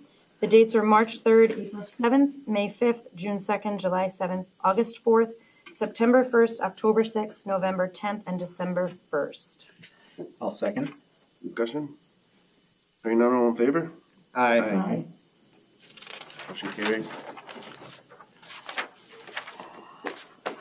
I, Councilmember Stott, offering the following resolution with its adoption, whereas an application has been duly made to the town board of the town of Queens by Spectrum Northeast LLC, an indirect subsidiary of Charter Communications, Inc., a limited liability company duly organized and existing in good standing under the laws of the state of Delaware, doing business at 2604 Seneca Avenue, Niagara Falls, New York, 14305, for the approval of a franchise renewal agreement for Charter's cable television franchise for an initial term of 15 years, commencing with the date of approval by the Public Service Commission.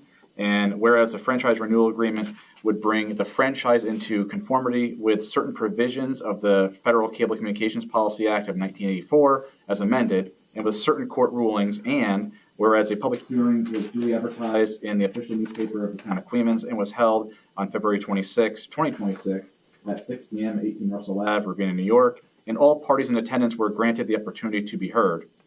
Now therefore be it resolved that the town board of the town of Queens does hereby authorize Supervisor Stephen Donnelly to execute the franchise renewal agreement of the cable television franchise by and between the town of Queens and Spectrum Northeast LLC, an indirect subsidiary of Charter Communications, Inc.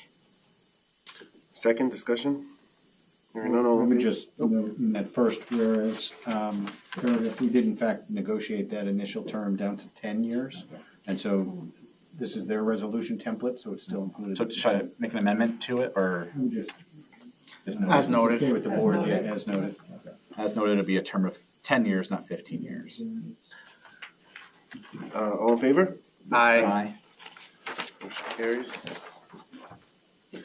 Supervisor Donnelly, offer the Do you following want resolution. are we gonna read this or talk it? I do want to bring this to the public's Okay. attention, just so that they know, I know that some people are here, Okay.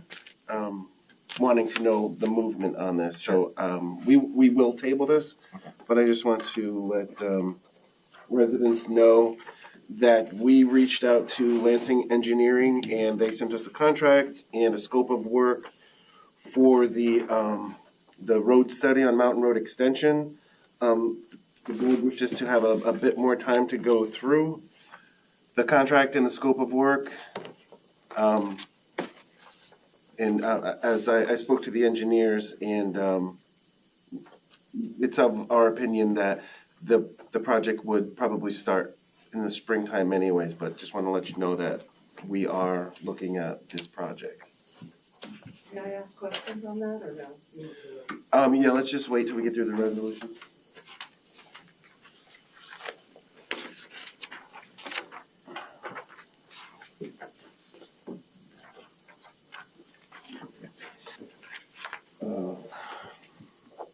Supervisor Donnelly will read offer the following resolution and move its adoption. This is the bond resolution dated February 26, 2026. Resolution authorizing the issuance of $3,366,000 bond of the town of Queens, Albany County, New York, to pay the cost of the increased improvement of the facilities in the Queens Hamlet Sewer District in the town of Queens, Albany County, New York. Whereas pursuant to the provisions heretofore duly had taken in accordance with the provision of Section 202B of Town Law, more particularly an order dated September 3rd, 2025, the Town Board of the Town of Queens has determined it to be in the public interest to improve the facilities of the Queens Hamlet Sewer District in the town of Queens, Albany County, New York, at a maximum estimated cost of $3,366,000. Whereas the capital project herein described as proposed has been determined to be an unlisted action pursuant to the regulations of the New York State Department of Environmental Conservation, promulgated pursuant to the State Environment Quality Review Act, which has been determined will not have a significant adverse effect on the environment. Therefore, be it resolved that the Town Board of the Town of Queens, Albany County, New York, as follows. Section 1, for for the specific object or purpose of paying the cost of the increase and improved of the Queens Hamlet Sewer District in the town of Queens, Albany County, New York, being reconstruction, improvement, and rehabilitation of pump stations, replacement of approximately 1,500 linear feet of 15-inch sewer lines, and the replacement of existing manholes, including original furnishings, equipment, machinery, apparatus, appurtenances, and incidental improvements and expenses in connection therewith. There are hereby authorized to be issued $3,366,000 bonds of said town pursuant to the provisions of the local finance law. Section 2, it is hereby determined that the maximum estimated cost of the aforesaid specific object or purpose is $3,366,000, which specific object or purpose is hereby authorized at said maximum estimated cost, that the plan for the financing thereof is by the issuance of not to exceed the $3,366,000 bond of said town authorized to be issued pursuant to this bond resolution, provided, however, that the extent that any grant and aid are received for such specific project, object, or purpose of the town board shall appropriate other monies of the town. Therefore, the amounts of bonds to be issued pursuant to this resolution shall be reduced dollar for dollar. Section 3, it is hereby determined that the period of the probable usefulness of the aforesaid specific object or purpose is 40 years pursuant to the subdivision 4 of paragraph A of section 11 of the local finance law. It is hereby further determined that the maximum maturity of the serial bonds herein authorized will exceed 5 years. Section 4, the faith and credit of said town of Queens, Albany County, New York, are hereby irrevocably pledged for the payment of the principal and the interest of such bonds as same respectively become due and payable. An annual appropriation shall be made in each year sufficient to pay the principal of and interest on such bonds becoming due and payable in such year. To the extent not paid from monies raised from said Queens Hamlet Sewer District, as applicable in manner provided by law, there shall annually be levied on all the taxable real property of said town a tax sufficient to pay the principal of and interest on such bonds as become due and payable. Section 5, subject to the provisions of the local finance law, the power to authorize the issuance of and to sell bonds, anticipation notes in anticipation of the issuance and sale of serial bonds herein authorized, including renewals of such notes, is hereby delegated to the supervisor, the chief fiscal officer. Such notes shall be of such terms, form, and contents, and shall be sold in such manner as may be prescribed by said supervisor, consistent with the provisions of the local finance law. Section 6, the powers and duties of advertising such bonds for sale, conducting the sale and awards of the bonds are hereby delegated to the supervisor, who shall advertise such bonds for sale, conduct the sale, and award the bonds in such manner as he shall deem best for the interest of said town, including but not limited to the power to sell said bonds to the New York State Environmental Facilities Corporation, provided, however, that in the exercise of these delegated powers, the supervisor shall comply fully with the provisions of the local finance law and any order or rule of the state comptroller applicable to the sales of municipal bonds. The receipt of the supervisor shall be a full acquittance of the purchaser of such bonds, who shall not be obliged to see to the application of the purchase money. Section 7. All other matters except as provided herein related to the serial bonds herein authorized, including the date, denominations, maturities, and interest payment dates within the limitation prescribed herein and the manner of execution of the same, including the consolidation with other issues, and also the ability to issue serial bonds with substantially level or declining annual debt service, shall be determined by the supervisor, the chief fiscal officer of such town. Such bonds shall contain substantially the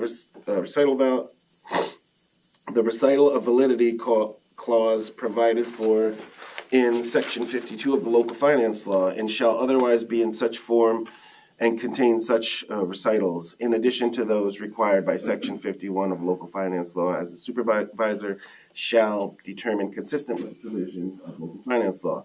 Section 8, the supervisor is hereby further authorized at the supervisor's sole discretion to execute a project finance and/or loan agreement and any other agreements with the New York State Department of Environmental Conservation and/or the New York State Environmental Facilities Corporation, including amendments thereto, and including any instruments or amendments thereto in the effectuation thereof, in order to effect the financing or refinancing of the specific objects or purpose described in Section 1 hereof, or a portion thereof, by a bond and/or note issue of said town in the event of the sale of the same to the New York State Environmental Facilities Corporation. Section 9, the power to issue and sell notes to the New York State EFC pursuant to Section 169 of local finance law is hereby delegated to the supervisor. Such notes shall be of such terms, form, and contents as may be prescribed by said supervisor, consistent with the provisions of the local finance law. Section 10, the validity of such bonds in the bond anticipation notes may be contested only if 1, such obligations are authorized for an object or purpose of which said town is not authorized to expend money, or 2, the provisions of law which should be complied with at the date of publication of the resolutions are not substantially complied with in an action, suit, or proceeding contesting such validity is commenced within 20 days after the date of such publication, or 3, such obligations are authorized in violation of the provisions of the Constitution.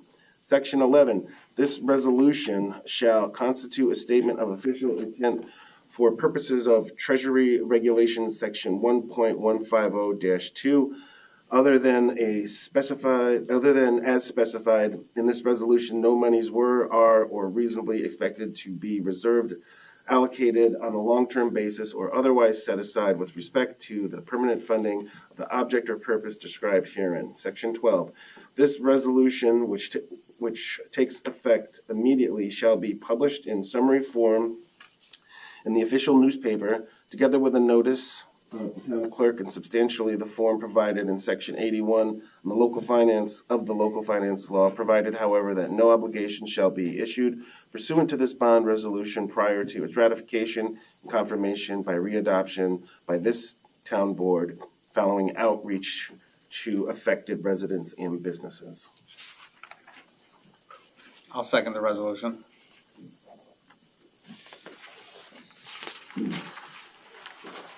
The question of the adoption of the foregoing order was duly put to a vote on a roll, which we will do right now. Stephen Donnelly, I vote yes. Michael Stott, I vote yes. Stephen Schmidt, I vote yay. Trish Grogan, I vote yay. This resolution is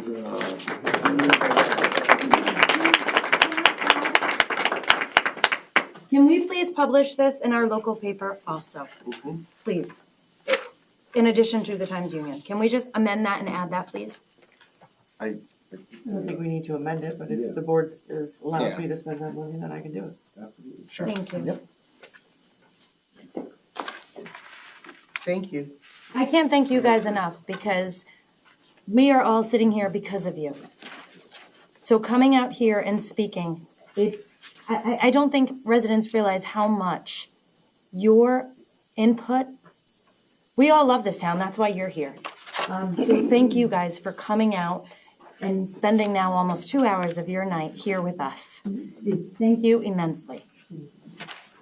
Here, I agree 100%. I love watching democracy in action. It's a beautiful thing. I really love the American experiment that has been going on for 250 years, and I hope and pray that we all work together in the same direction, not only for Queens, but nationally. We're doing good work. Thanks, everybody. And nice job reading that was all great. of that. Thank you. Since it would have fallen on my lap, tabled that resolution. Steve, you want to do the next one or do you want me to do it? I'll do it. Okay. To apply for funding for the 2025 Water Infrastructure Improvement Act, WIA, grant program, New York State Department of Environmental Facilities Corporation, NYSEFC, Town of Queens Sewer System Improvement Project, Phase 1. I, Councilmember Schmidt, offer the following resolution and move its adoption. Whereas the Town of Queens Town Board has caused the preparation of a Water Infrastructure Improvements Act WIA program application to be developed and submitted to the New York State Environmental Facilities Corporation, NYSEFC, in connection with the Town of Queens Sewer System Improvement Project, the project. And whereas the WIA program grant request will not exceed the maximum request of $25 million or 25% or up to 50% pending eligibility of net eligible project costs to construct sanitary sewer infrastructure. And whereas the Town of Queens has committed to completing the project in accordance with the requirements of the WIA program, including, to the extent necessary, by issuing bonds to pay any costs of the project that are not funded by other sources. And whereas the town's engineers, LaBerge Engineering and Consulting Group Limited, have used Orrick, Harrington, and Sutcliffe LLP, Douglas E. Goodfriend of Council, in the past to prepare bond financing and associated resolutions that comply with WIA program requirements and have recommended their services to the town. Now, therefore, be it resolved that the Town Board of the Town of Queens hereby authorizes and directs Supervisor Stephen Donnelly to retain Orrick, Harrington, and Sutcliffe LLP for the purpose of preparing a bond resolution for the board's consideration. I'll second that. For discussion, just so everybody knows, not only did we get about $2.5 million, but when you hear the word WIA, the WIA grant can get you up to 25% off of what you would owe. So if we owed $944,000, that was that high. If we obtain the WIA grant, we can get 25% reduction. So but we had to get the full bond. We had to go for the full bond of 3.366 in order to get and be eligible for this, possibly. So that's what we refer to when we say WIA. Thank you. Any further discussion? Hearing none, all in favor? Aye.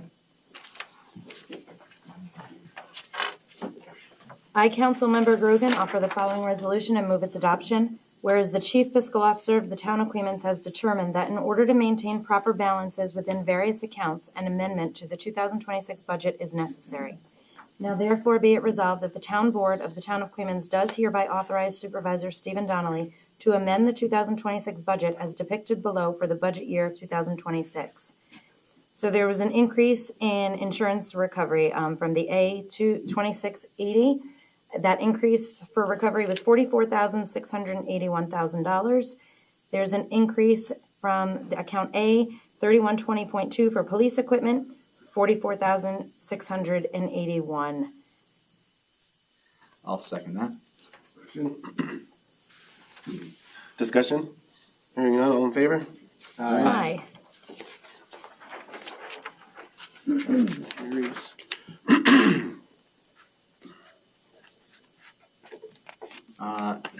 I, Councilmember Stott, offering the following resolution with adoption, whereas pursuant of Town Law, Section 32, the Town Board of the Town of Queens previously established the Office of Highway Superintendent, and whereas Highway Superintendent Daniel D. Baker, pursuant of Town Law, Section 32, previously appointed Michael Ferrero to the Deputy Highway Superintendent position, and whereas the Town Board seeks to recognize and affirm that appointment, now therefore be it resolved that the Town Board of the Town of Queens hereby acknowledges the Highway Superintendent's appointment of Michael Ferrero to the position of Deputy Highway Superintendent effective January 1st, 2026. And be it further resolved that Mr. Ferrero shall serve as Deputy Highway Superintendent until the expiration of the Highway Superintendent's current term or until such time as he is removed or otherwise replaced by the Highway Superintendent. Second, discussion? Hearing none, all in favor? Aye. Motion carries. Is he now in charge of the town? No, he's just the deputy. Okay. He's been the deputy since January But 1st. since Danny is leaving, He'll be the running. deputy takes over, correct? He'll be running until we find a replacement. Right. Will that be an extra monetary value? Or he's just gonna do He'll it? keep his, he'll keep his deputy pay, and we'll have to appoint a supervisor or a superintendent for the highway. Okay, so he's just gonna take on the added responsibilities of the highway superintendent without monetary value to it? Like he's gonna go from deputy to be. I mean, that's something that we as a board need to. So Monetary value? we did have emails going back about giving a possible stipend. And I think when it comes to speaking about people's salaries and pay, that is something that we do have to do in executive session. We did not disregard it. We do have emails that were going back and forth. There's a lot of factors that are taken into account that, I don't mean to be rude, but we can't share that publicly. It's also a conversation to be had with him also. So that's why this resolution was getting him on the board, and no one has said yes or no to that, if that sort of answers your question. We would have to go into executive That's session. not public knowledge. Well, it's It will public be knowledge. At one point in time, it will be, depending. And to further it, I had a discussion with Mike Ferrero, and he's perfectly comfortable moving forward as we are. As is. Yeah.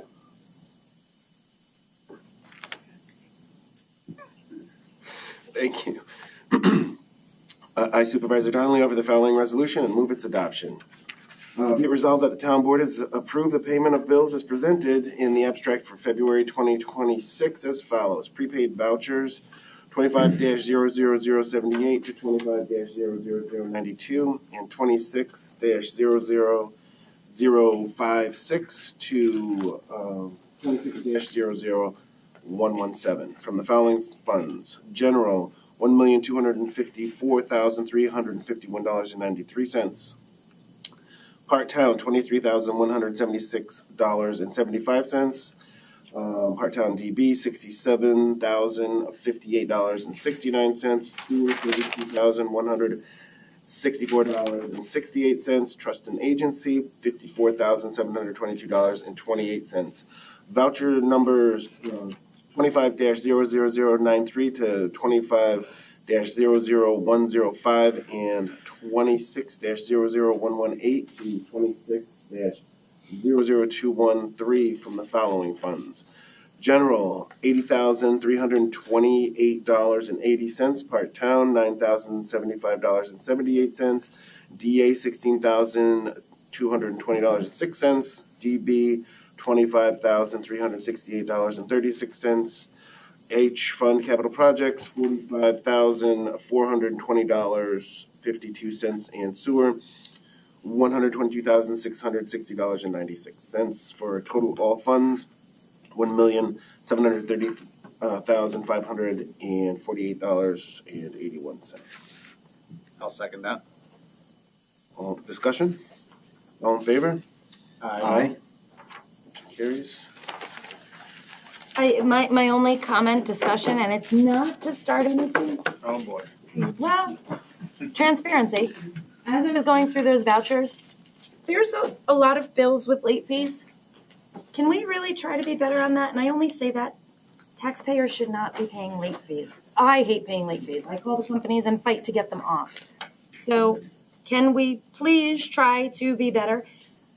I don't want to call it out and say what it was for. A lot of them were auto pays, so they should be automatically paid anyway. But can we try? I'm not aware of any late fees. I would like to have a conversation about it. And as we were in the office yesterday, going through vouchers, definitely bring that to my attention when I'm in the office. I will. I'll share it with you. Thank you.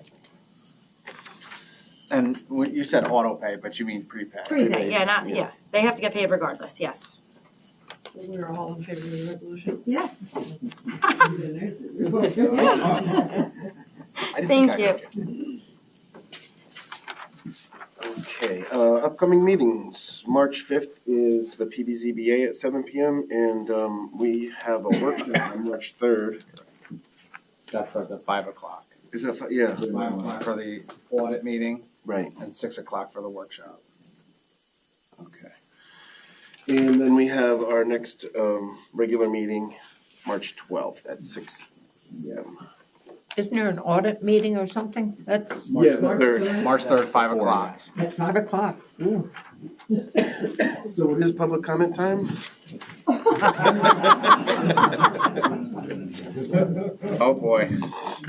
Provo P, 60 Blaisdell Avenue, Clemens.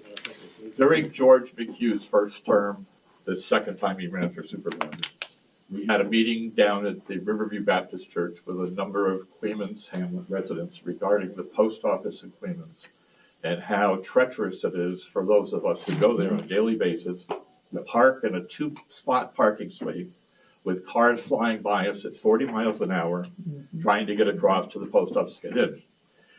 At the time, he looked at a lot of options, talked to the Postal Service, and nothing came of that. However, now we have a former Clemens firehouse available now that the sheriffs have vacated it.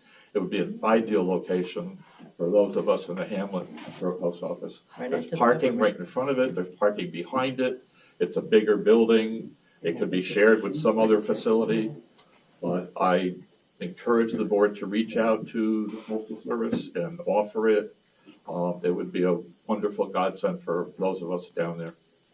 And with the snowstorm, as Danny mentioned, this last storm, we had one parking spot until he cleaned it up. And if he didn't clean it up, we wouldn't be able to park there at all. So, and just another thing, the other day I pulled up there and started to get out of my car. And it's a good thing I looked in my mirror because somebody was coming by and was that close to my car and would have taken my whole side door and my arm off. So, and they're going about 40, 50 miles an hour on that street. All the time. All the time. Mr. Bulkey. 30-mile-an-hour speed limit. They can't do It anything. should be 20, but it's The 30. police can't do anything about it. Yeah. Mr. Bulkey, just so you know, we do have a memorandum of understanding currently in place with the sheriffs. So we will have to navigate that, in order to proceed with something Well, the like. post office is going to take forever anyway, so you've got time. Well, just to follow up, we have reached out to the Postal Service on a completely different matter, so there is lines of communications open. However, we decided to go, I think it's a great idea. The last time they talked about that, they said that it would, similar to the police department, because it's mail, that it would cost too much to retro that building to make it safe enough to be a post office. Although the one that they're in is not, but if they moved it, they would have to bring it up to the codes of a post office. They were willing to do it. Well, a resident had reached out, and I'm sorry that we're going on about this, but a resident did reach out also on that property with the idea of having a visitor center, and I think both of those may be possible. I think they're both great ideas. So it's something we'll absolutely talk about. Sorry for interrupting. Hey, no problem. Though. Good evening. My name is Kent Puglisi, 1680 River Road, Selkirk, New York. I have 3 separate topics, and I'll take his yield of the 2 extra minutes he didn't use. I'll do my one topic as quick as I can. I really want to start with thank yous, and then if I have to sit down after my 4 minutes and come back up. But first thank you is to your service, so thank you for serving the town and being on the town board. I had 2 different issues for 2 different departments. One was for the chief and the police, one's for the highway.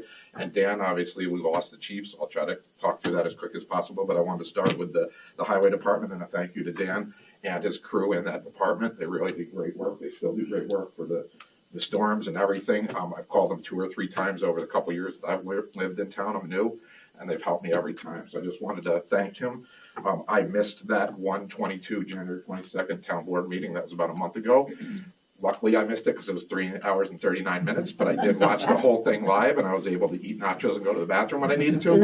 That's why I'm here to talk. So the first issue is thank you, Dan. Congratulations and good luck on your new adventure, and thank you to that department.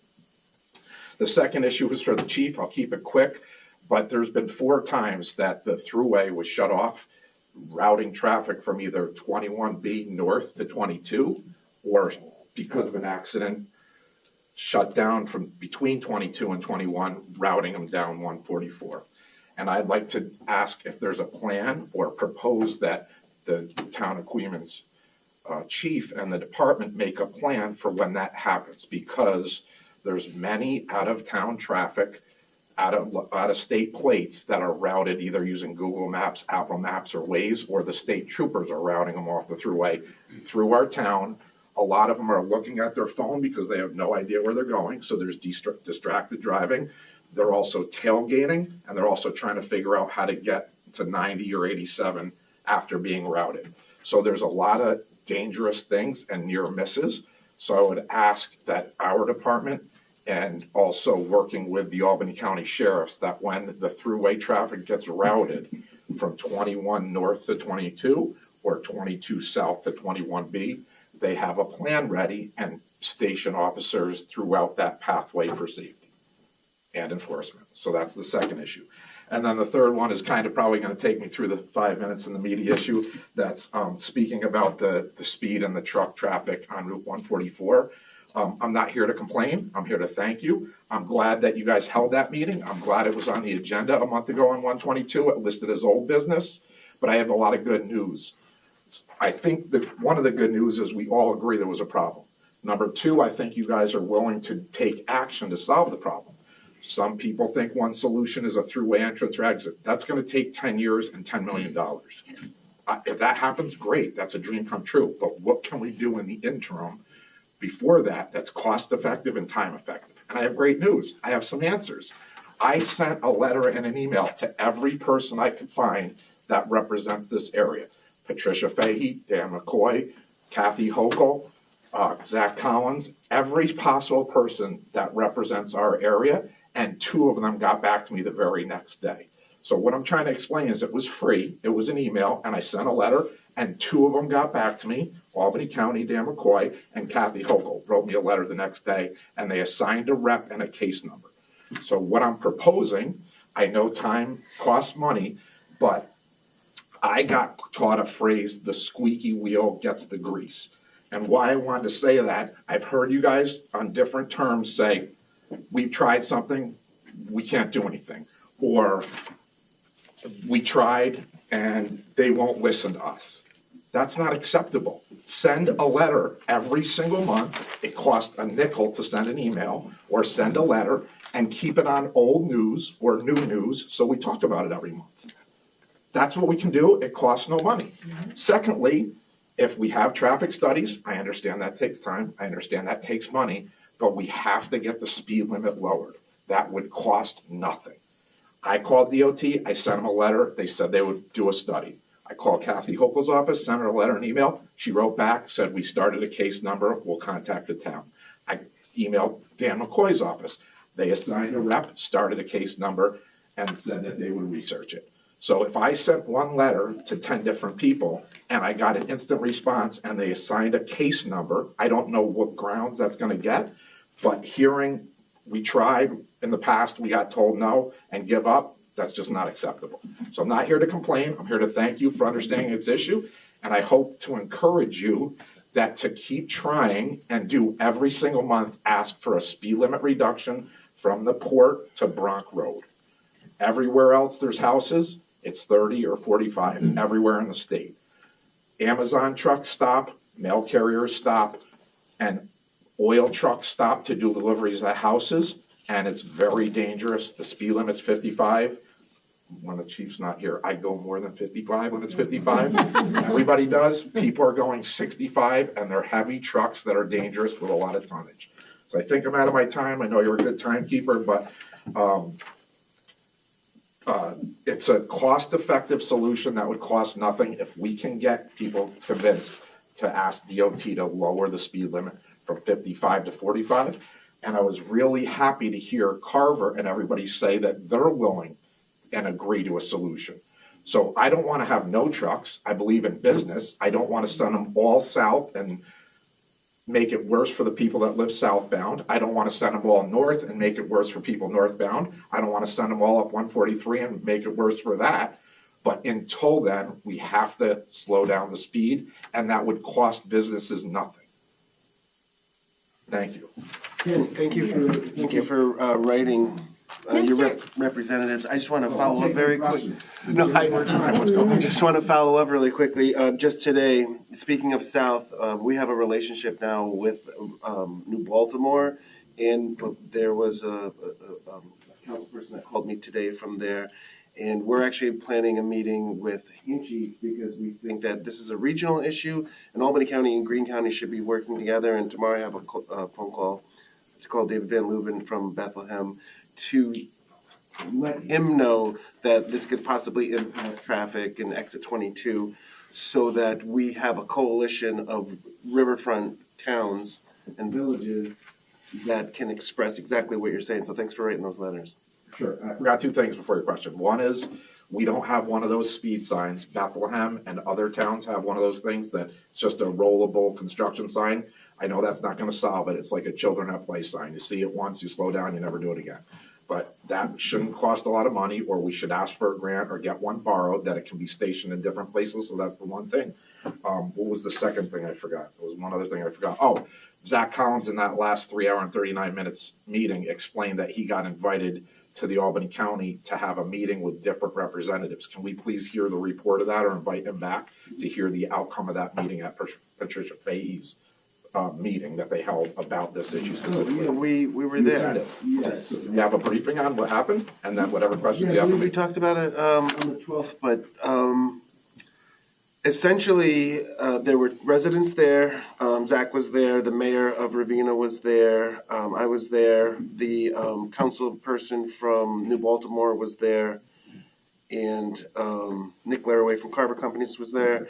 And they essentially brought her up to speed on what was going on. And when they had finished, she had asked me, how we were moving forward. And I said, we're moving. I only had a couple questions. Question number one, who are my contacts? And I do have 3 contacts from her office, one attorney, one community developer, and a woman, Anne Marie Salmon, I forget what her position is, to follow up with them. And that was the first point. The second point was, we're not going away. This is a problem that we are dedicated to solve, however long it takes. I can't remember the third one. I don't have my notes in front of me, but essentially that we were all working together, that the village and the town and the industry all want to mitigate this problem. We know it's not going to just have some sort of magic solution, and we are working together towards that. As a matter of fact, I have a meeting coming up. I just scheduled today. I think it's either the 3rd or 4th of March with Amrise, because they have a new plant manager. So I need to know him. And Pat Zlogar, the PR man for Amrise, is coming too. So this is not going away. It's something that we're going to work on until we get some movement. And we are all cooperating together. It was a great meeting at Senator Fahey's office, and I'm hoping the same at Senator Finchie's office. Great, thank you. I'm gonna come every month, so. Julia, Oh, no, I won't. would you be willing, it seems as though if other people are going to write, instead of everyone getting a case number, could we use your case number and everyone reference that? I don't mind that, no. Do you mind if you would email that to me, townclerk@queens.org? Sure. I can have it available, so if we can either put it online, or if people call me, I can say reference these case numbers to these specific departments. Sure. So it seems like it might have a better effect if there's a lot of response to that one case. I appreciate that. And Ken, are you on 144 in Selkirk? I am. Okay. So if there's a proposal to send all the southbound traffic north, it's not better for me. Yeah. That's okay. And then again, if you're working on a solution and it's long-term, that's fantastic. If we build, in Florida, they just build a ramp over the highway to get the trucks on, but that'll take a lot of years and money, so let's do an interim solution. Because we've been talking about it for 5-10 years, right? So gotta do something, and it'd be cheap to make them lower the speed limit. That's what I was going to ask. I was going to ask for the case number so that I have no problem reaching out to all of these people, but I would like to let them know as a town council member that a resident came to our meeting, this was his case number, so if you can definitely share that. And I said this in January, it is important, and it's so imperative for every single one of you, send a letter. Power numbers. We can send a letter here, it's 4 letters. He sends a letter, everybody sends a letter. Now, I have seen this on different towns, and I'm just wondering if it's possible if our town can create a template for residents to steal that letter, put their name on it, and then email it. And also create a link with all of the contact people that they can email it to, so they can copy, paste it, send it. Make it easy. So. Can I give you that number now? Sure. Go for it. So there's one from the state and one from the county. The one from Kathy Hochul, the state, is COM-26-27529. And they said they need 90 days to investigate and collect findings, and then they'll get back. So COM-26-27529, and I can give you the Albany County, Mr. McCoy's case number 2, but I don't want to hog the mic. I want to look that up and give it to you. I have it. I just have to look it up. Okay. So we have 90 days to inundate them with emails. So, thank you. Thank you.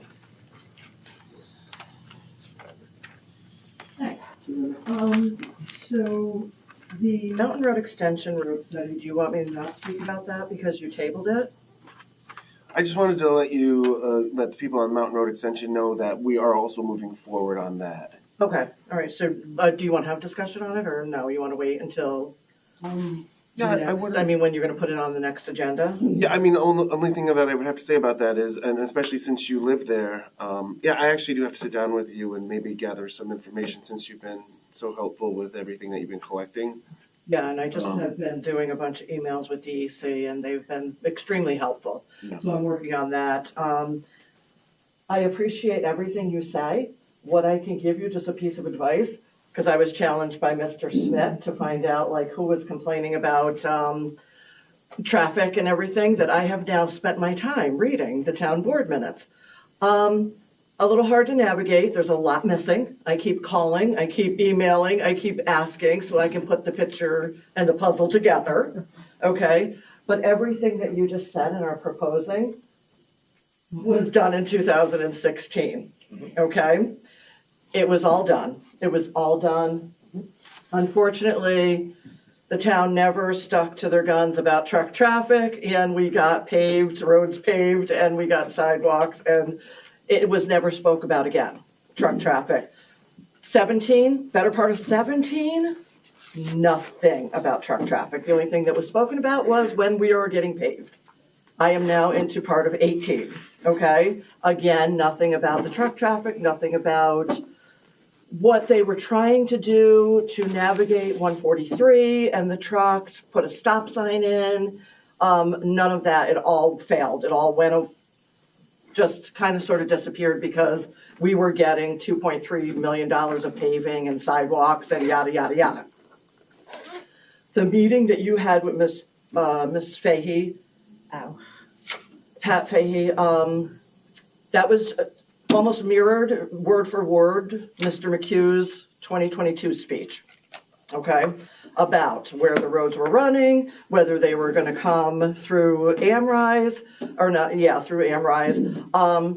Shut down, a lot of truck drivers need, oh, help me here, I didn't bring all the notes, like an MSR something something. What is it? MSHI. There you go. They needed that. That was going to cause a real problem to go over the railroad tracks, okay? Keith lined it up for me and was like, you know, okay, you got the railroad track going this way, you got people driving in this way, and all the traffic within the plant on 9W goes around the plant like this. The trains are not stopping for all the traffic, so now you would have all of these trucks backed out onto 9W, which we all know is never going to happen. So all of these things have been talked about, have been broached, have been exactly mirrored, trying to get done, and hasn't been done, okay? And again, I wish I had more of the minutes because there's like little pieces missing.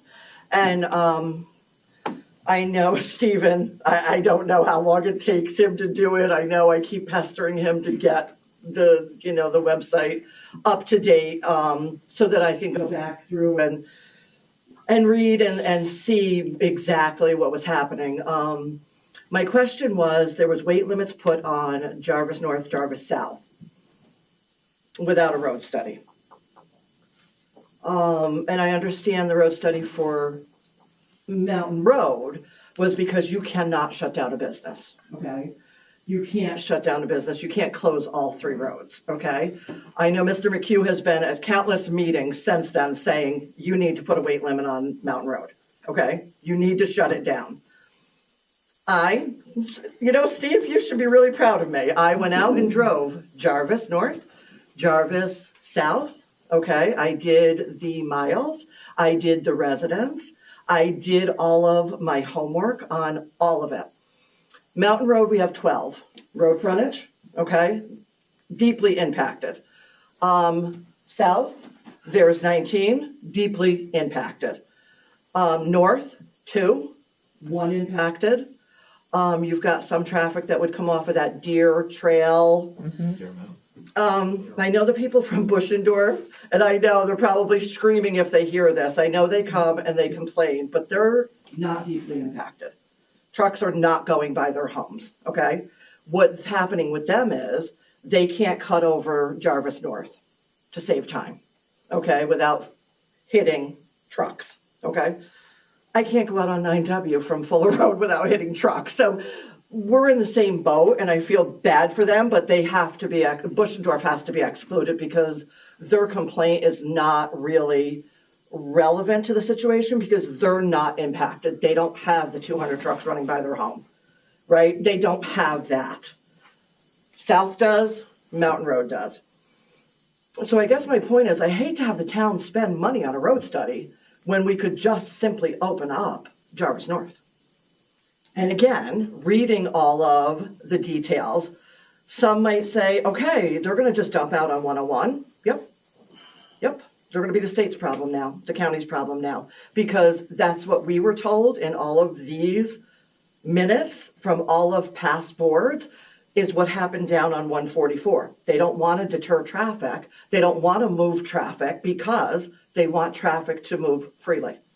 So once it goes out on 101, it's going to move however it wishes to move. It's going to go down 396, down to 144, or it's going to come down 9W in Maine, just like it's doing now, just like it was proposed again in the meeting that you guys had with Fahey. Exactly the same thing. It's not taking it off Main Street. So it's kind of like, why spend the money? Like we have Jarvis North, which is like 0.48 miles, 2 homes, 1 road frontage, which I would fight with that person to get concessions from the business to protect themselves, okay? And they're out on 101. Our road is 0.68 miles, Mountain Road to Limekill, and we're out on 9W, okay?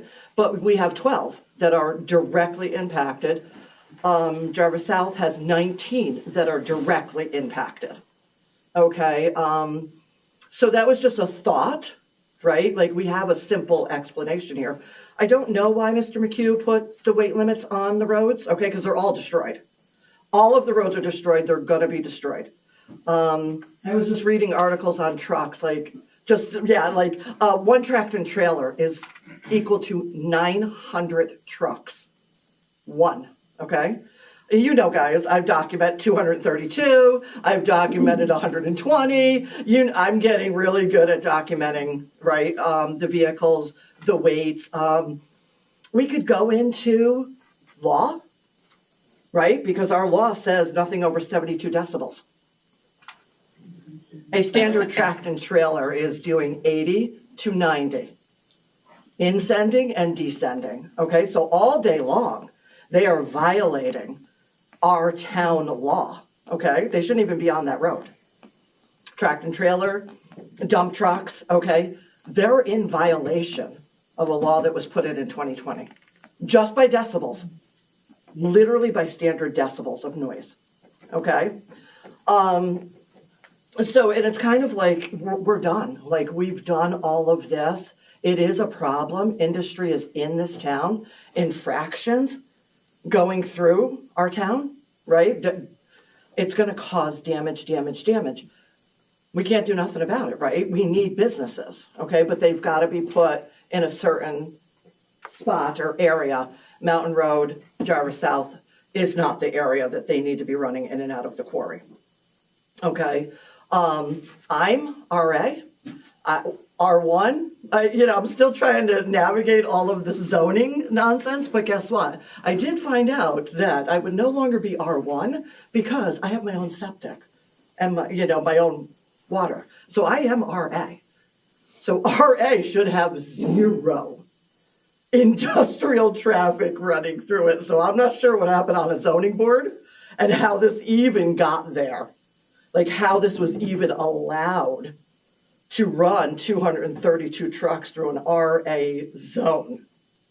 So I did find that out. And I am like, really, I do have to say, Steve, you probably think I'm making fun of you, but I'm so glad you challenged me because I am learning so much about what happened in this town, what needs to happen, okay, what people need to pay attention to and kind of sort of forget, you know. So that's it about the trucks. The next one I'm just going to bring up quick is the Deputy Highway Superintendent. Did we reach out? And I just happen to know George is still here. Did we reach out to George and say, hey, I mean, he did run 3 months ago, equally as competitive, and even so the town people said, we want him, right? Residents said, we want him, we voted for him. Did anybody reach out to him and say, hey, would you like this until we have an election? Like, would you like to be appointed into this position till we have an election? Because I'm not going to get into it, but the fact that Mr. Ferrero, and I like Mike, would want to do this without pay, or the fact that you would be offering him a stipend, you know where I'm going to go with that, because you can't do that legally, because you did not do that legally for other employees. So I'm not going to go into that whole thing right now, but that will be a conversation if we need to have it, okay? And then Annette, right? Because I'm reading everything now, so I know exactly who won by how many votes and everything. Where is she? Why is she not sitting there? Again, the people said, we want you. She got like 925 votes. She was 24 less than you and like 50 less than you. Where is she? Why is she not sitting there? She withdrew her interest. Oh, that's why does she? Okay, well, I can't ask you that, but that's terrible, okay? That she ran so hard and fought so hard to withdraw her interest in the town, which is kind of sad. You know, I thought it was maybe more political, but. There's more to it, and I think we should speak to her then. Yeah. That is not for, her story is not for us to share. No, and I don't, you know what, I don't need you to share it, I just was saying, with the votes, why is this not happening? Why is George not? I spoke to George. Right, George Mountain? I spoke to George Mountain on the phone, I called him, absolutely. I spoke to Annette, Annette's name was thrown in, and someone else, I don't remember who, we're going on 2.5 hours here, someone said, we need a 5th person.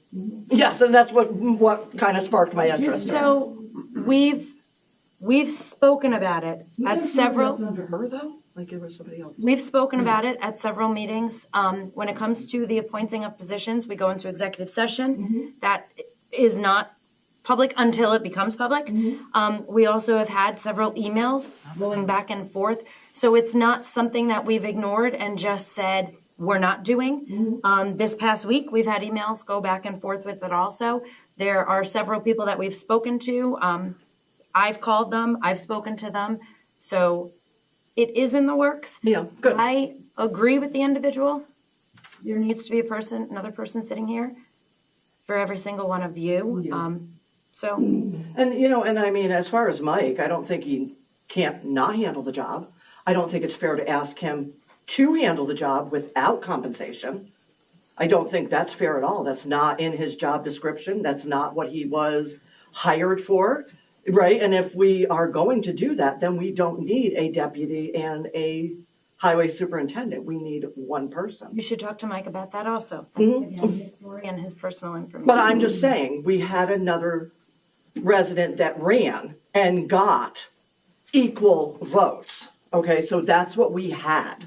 And that was only 3 months ago. So I just am asking, like, why Mr. LaMountain wouldn't be into the position if he wants it. Ms. Charleston, I don't mean to cut you off. Yeah, no, I'm good. Beyond your time, and I just want to be fair to other people. Yeah, no, that's fine. Thank you. Can you spell out the town clerk's email? I can't find it on the website. Is it townclerk@townofquemins.org? Town clerk at quemins.org. Okay. I just got a couple things that kind of weaves into everything that was just said tonight. What is the process for appointing a council person? Who is ultimately responsible for it? It's a board decision. It's a board decision. Majority. Another thing that come up was regarding back to the sewer project. If the bids all come back way higher than the bond, and I think Henry even alluded to it, you just pull everything back and adjust the project then. You have that option, correct? Yes. Yeah, okay, so I just want to make that statement. The next thing is old business items. There's a lot of stuff that happens at all these meetings that should, when I ran my meetings, old business stayed there until a resolution. So the truck traffic should be at every meeting an item for old business. Yeah, I appreciate your email from New Baltimore. Yeah. Yeah. And the same thing with moving the police in the court. That should be old business and an update every meeting. What's going on? It's a process that should happen. Are the board meetings moving to the new building? Never? There's no room in there. It's just it's office space. It's simply the offices. They do it, they have a plan, you have a plan though, like before I got on, your plan was to build there, to bring them there eventually. The court and, well, you could use the court room for the board meetings, you're saying? Yes. Right, so that's still in the works.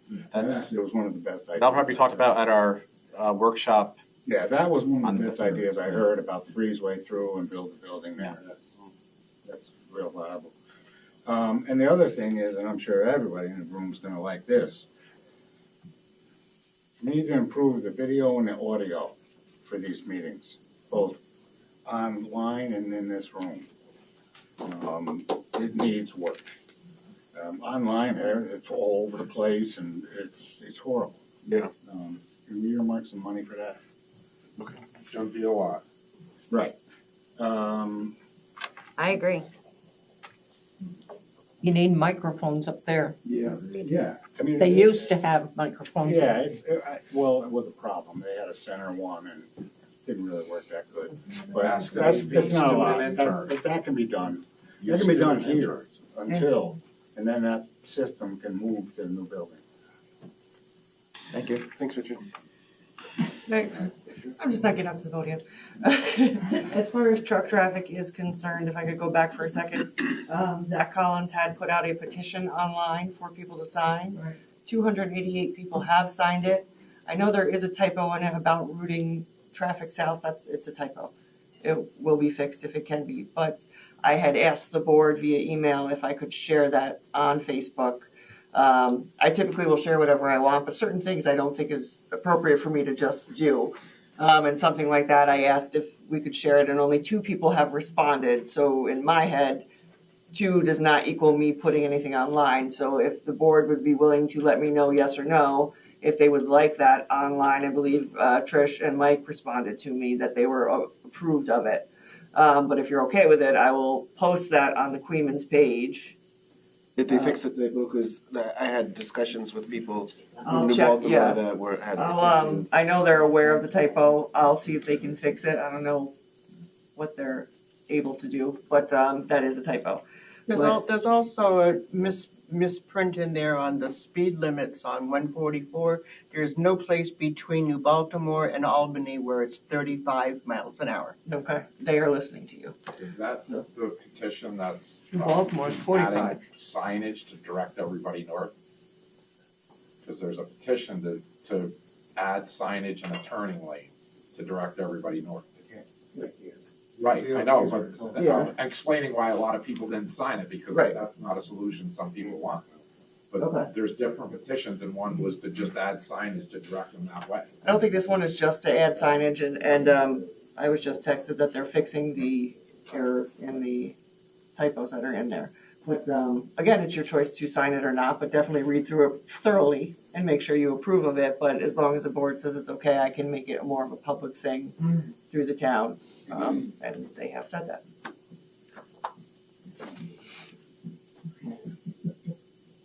I would just like to, me personally, and the sewer department would like to thank you for moving forward on the project. That's awesome. Thank you. You're welcome.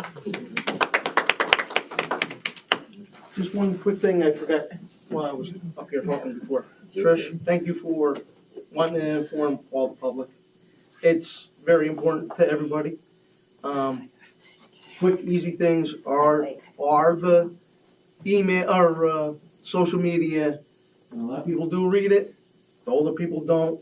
Newspapers, you got two newspapers, the social media, and I'm going to bring up one thing that a lot of people don't do anymore. Foot traffic by handing it door to door. You only got 519 residents down there. Dan's not going to be here anymore. As a highway department in the village, we've done it all the time. It's quick, simple. You can ask the highway department, but I know they got their union thing, so I don't know if that would work for them. You got Keith and a few guys. I'm not saying you got to do it all in one day, but you got foot traffic that's able to get the, and you know, it only takes, all honestly, to Hamlet, you probably could do in about an hour and a half, if that. If you got 2 or 3 people, you don't take very long to put something on somebody's door. Don't put it in the mailboxes, because that's a no-no, but put it on somebody's door. So, that's an easy thing. You know, you keep saying Simple. 519, that's houses, right? Yes. That's not residents. And Mr. Traver, thank you so much. And the way we do public hearings in this town, and I think many towns, it's a little, I don't want to say antiquated, but it's like what I had suggested and mentioned, and I would love for this to happen. We have so many electronic boards in this town. The firehouses, the school may not let us do it, but our local municipalities, why can't we put public hearing on those boards? They're there. I called Kevin Kraft, who's commissioner at the firehouse up in Queens Hollow. He said, it's easy. Call me, tell me what you want on it, and I'll do it. So I'm glad you brought that up because I would love for this board to look into that. And I don't think it's necessary for, if the planning board has a public hearing for a lot line adjustment, that's affecting 3 people. They send out mailers to the people. But for an issue like this, how easy would that have been to put this notification on all of these electronic boards we have in this community? Done. People drive by them. So can we look into that? The mayor said that we could use his, and I did bring it up when we bought this new building to please put one of those signs up. Thank you. Does our highway department have like electric? We don't have one of them. Okay. I mean, that would be great if we got one of them and then put that. So just, if we can look into that. You can borrow ours if you want. You can borrow Bethlehem's, Mr. Dorsey said. I got a bunch of them. You guys doing Mark Dorsey? I've been here a handful of times. So I just want to run this out real quick. Kind of like just scan through it together. So I think there's a disconnect in what we have and then what you keep writing to us, not understanding what actually we have, because you keep referring to uniform code. Right? We have a farm. So we span 2 different regulations to the state. Ag and markets law and uniform code, right? So you open this up real quick, right? This is your stuff. This is a comprehensive plan that you guys have, asking farmers to be more productive, be better farmers, agritourism, right? It goes into detail from the comprehensive plan to the economic development plan, right? What you guys want to do in regards to promoting farms, tourism, right? You guys keep asking for this all over your stuff, right? So our farm's trying to do that, right? Again, our farm, you guys already know, we span 2 municipalities. The front part of our farm is in Bethlehem. That's where I live. The back part's in Phoenix, okay? So the next one, right? This one right here. Want to follow along there, Counselor? Right, this here is the building standards and codes, right? Specifically for agricultural buildings and farms, right? So this is what Jason should be looking at when he's referring to our property and what we're doing, right? Again, so we are a farm, we're a ranch. We have horses, okay? And 5 cows, which are my wife's pets. But we have 13 horses. We're a commercial equine facility, commercial boarding, right? So those horses are for one purpose only, to actually provide equine therapy for veterans with PTSD. Okay, so that we fall under commercial. Okay, so this here, if you go through this real quick, open the first page, I highlighted all this stuff to make it easier for you guys to understand. Okay, it goes into detail quite a bit, right? So the third page, what's this the phrase place of human habitation? It goes into all this stuff, right? I kind of highlighted, and then there's red lines. It's even explaining more of what we do and what's allowed for our farm. I mean, there's pages and pages here, right? God, it's pretty self-explanatory. On the last page of this building standards, right? And I said this before you guys many times, that I could have a horse barn that is super high end, right? That process is called voluntary compliance. Okay, so if you read that, right, the fact of the building qualifies as an agricultural building and is therefore exempt from construction-related provisions of the 2020 building code, right? Right there, that states that's a law, right? So does not preclude voluntary compliance with those provisions. Any owner contemplating construction of any agricultural building may wish to consider designing and construction of the building in compliance with those construction-related provisions. So that means I can take my barn, I can put a bidet in it if I want to. Right? I can have a kitchen in it, still an agricultural building, okay? And this is all going to come to the big giant circle for you, Counselor. Okay, so that's that, right? So the next one, okay, is guidelines for review of local laws affecting direct farm marketing. That's an ag markets law, okay? This is basically explaining to you and hopefully to Jason what we can do permitted by law through ag markets law, right? If you look here at the second paragraph, commercial horse boarding operations. That's where we're classified under New York State ag markets law. In one of the letters that you sent to us, you stated that you have no recollection of any commercial operations we do on our farm. And you're forcing us to try and put an application, which again, the application, page 1, the first thing it says is to be filled out by the owner, not by you or not by Jason. I'm signing that application with my name on it. I'm contesting what is in that. And if you want to sign it and fill it however you want and give me a permit, I'll come down tomorrow and pick it up from you. Let's move forward, okay? So this here, again, basically explains everything, right? On page 3 of 5, right, okay? Some large farm markets may have facilities for the on-site preparation of processed foods, an example, kitchens, bake shops, as well as facilities for the consumption of foods, example, cafes, right? So that means the kitchen that we're putting in our facility already had a kitchen. Again, I mind you, our buildings are pre-existing. They've been there for 30 years, right? We bought a horse boarding facility. Nothing has changed at all. What a horse boarding facility? Still a horse boarding facility, right? For us to buy the place, we get a 1031 exchange, which you know what that is, Counselor, right? It's you got to buy a property, sell yours, and buy one like in kind. So we bought a commercial property. Now, again, on the paperwork you sent us, you said we're not commercial. Well, we can solve that one too for you, real quick, right? So again, now we're here, this next one, okay? This is referring to the laws for ag and markets, right? 305A, okay? Local governments, when exercising the powers to enact, administer comprehensive plans or local laws, ordinance, rules, regulations, shall exercise these powers in such a manner may realize the policy and goals set forth in this article shall not unreasonably restrict or regulate farm operations within agricultural districts.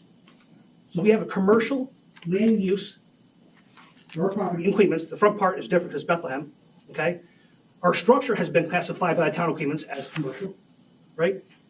And what we're doing is exactly what this says. And you're restricting us from doing what we're asking to do. Get a permit for windows, doors, and insulation in the heating system. Again, our property does not have any Clements residents around it. So I'm not sure what you're protecting or what the hassle is to get a permit for stuff that's already done. Okay? Again, this next page, if you go to the next page real quick, right? Okay? This is Ag Markets Law 301. Okay, Ag Markets Law, AMG 69, Article 25 AA, right? Again, in the states, land use. I highlighted for you. Commercial horse boarding operations and commercial equine operations. That's what we are. That's what we bought. Okay, C, land use supports. 11, farm operations, livestock, and livestock products as a commercial enterprise, including commercial horse boarding operations, sir. Name below, commercial equine operations.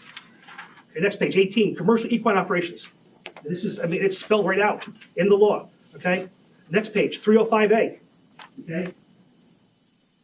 real quick here, rules or administrative comprehensive plans, local laws, ordinances, rules, or regulations shall exercise these powers in such a manner as may realize the policy and goals set forth in this article and shall not unreasonably restrict or regulate from operations within agricultural districts in conservation with the proposal of this article unless it can be shown that it's a public health or safety issue.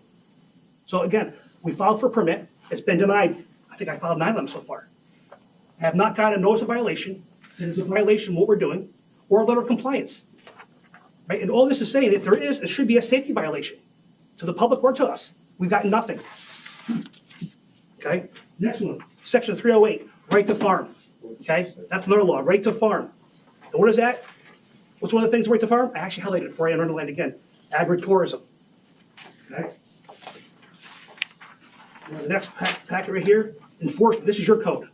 Okay, 165, enforcement right here. This is your code, town code. Okay? So the building inspector, to act promptly on all applications for building permits and certificates of occupancy. Act promptly, right? So now if you go down to A, right, it says, okay, the building inspector, upon determining that the proposed work and occupancy are in compliance with this chapter and other applicable ordinances and regulations, shall prove that the applicant within 10 days in issuance of a building permit in connection therewith, okay? Or if disapproved, 10 days. Now, the first part of that where it says upon determining, well, how long is that? I mean, is there a time frame for that? How long we determine if I'm in compliance or not? Again, the work is done. I'm not building new construction, it's an existing building, right? So I keep saying existing, right? So we'll just kind of turn the page here a little quick, right? Again, key aspects of New York State definitions. Again, this is New York State Building Code, okay? Already built. It's a structure that physically exists and isn't being newly constructed, okay? Then I actually highlighted what those all state down here as well, right? Existing building, existing structure, okay? Roofing, roof repair, roof replacement. These are all the things I'm asking for in a permit. These are all acceptable. Now look here, I also kind of highlighted this here in orange, and I'll read it to you real quick, right? In simple terms, if a building was built before the current code cycles, that's the 2020 cycles we're in right now, right? Okay, is currently in use, and you are making changes to its consideration, any existing building under New York State Code, existing building code, which provides separate rules for new construction codes. So that means I fall back to when this was built in 93. Those are the codes that we should be going under, not the 2020 ones. Okay? Again, and what you asked for was the size of my windows and doors. That's not a violation.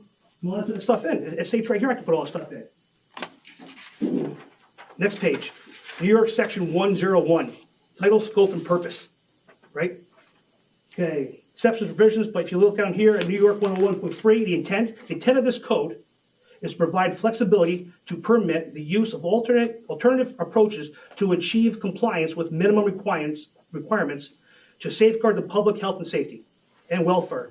And so far as they are affected by the repair, alteration, changes, occupancy, alterations, relocations of existing buildings. This is like supposed to help me out here. This is like the rule here where you guys should be working with me, not against me. Again, 9 permits. I feel like 9 permits. Mr. Dorsey, I'm going to interrupt you just for time. I'm almost done. No, I am going to interrupt you for 2 things. One, and board, I apologize. Anyone that's sitting in this room knows me, I'm blunt. You really need to direct the board, not our attorney. That's number 1. This is public information and public knowledge, and I'm going to put this out here. This town paid our attorney close to $6,000 to help you.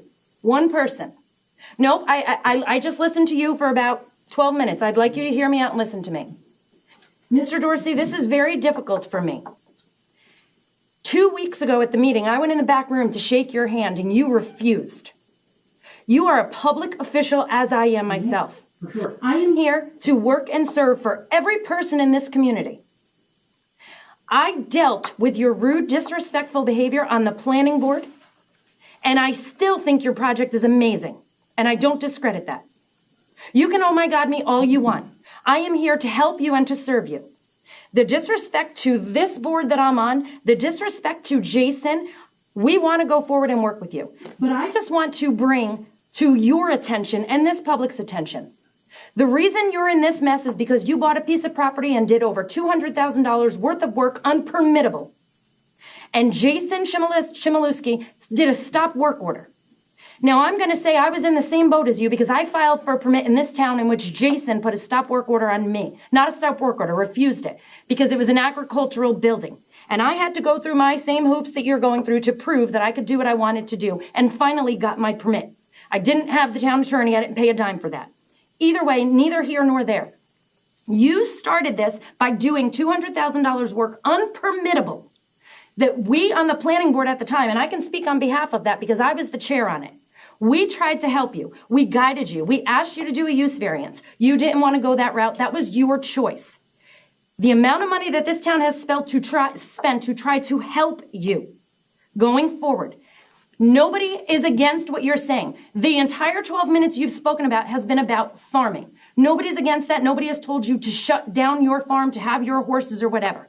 What started this is you wanted to build a wedding center, wedding event. That's incorrect. It is 100% correct because I had the plans presented in front of me. And yes, we are going to participate in agritourism. Correct. Part of agritourism, permitted use of agritourism. So please let me finish as I respected you. Right? What started this was the zone did not allow for that. So we tried to help you. We're still trying to help you. My use. We're still trying to help you. I am not asking to change my use. Mr. Different ones. You're conflating two different things. If you're not going to respect and zoning are two different things. I'm asking to stay the same use I'm right now, you, and I'm asking for a permit for windows, doors, insulation. And I am nobody not should tell you you can't have a farm. I'm not asking for anything. Right. I am asking for a permit for windows, doors, and insulation. I am not asking to change. And you should I will get do a that. use variance at some point, but I'm not there yet. I'm asking for a very simple And thing. I agree with I've asked you. for it 9 times, ma'am. You should I get. got a stop work order. I got a stop work order, and I filled Can the I permit please out finish? weeks later, and I still have not got a permit. May I please It's been a finish? year. It has been a year. I right here will sit here in front of everyone. You should get your permit for your windows for everything. You should get that. The reason you initially did not is because you were not compliant and you had a stop work order that you did not address. What's the violation, ma'am? What is the violation? Because I work for a municipality, you're right.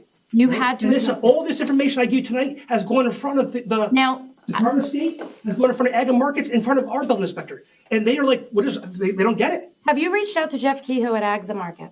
No, Okay. no. I did. Okay, that's great. I'm meeting with the commissioner Monday, actually. Mr. Dorsey, if you're going to be kind enough and patient enough to hear this email that I sent to him on your behalf.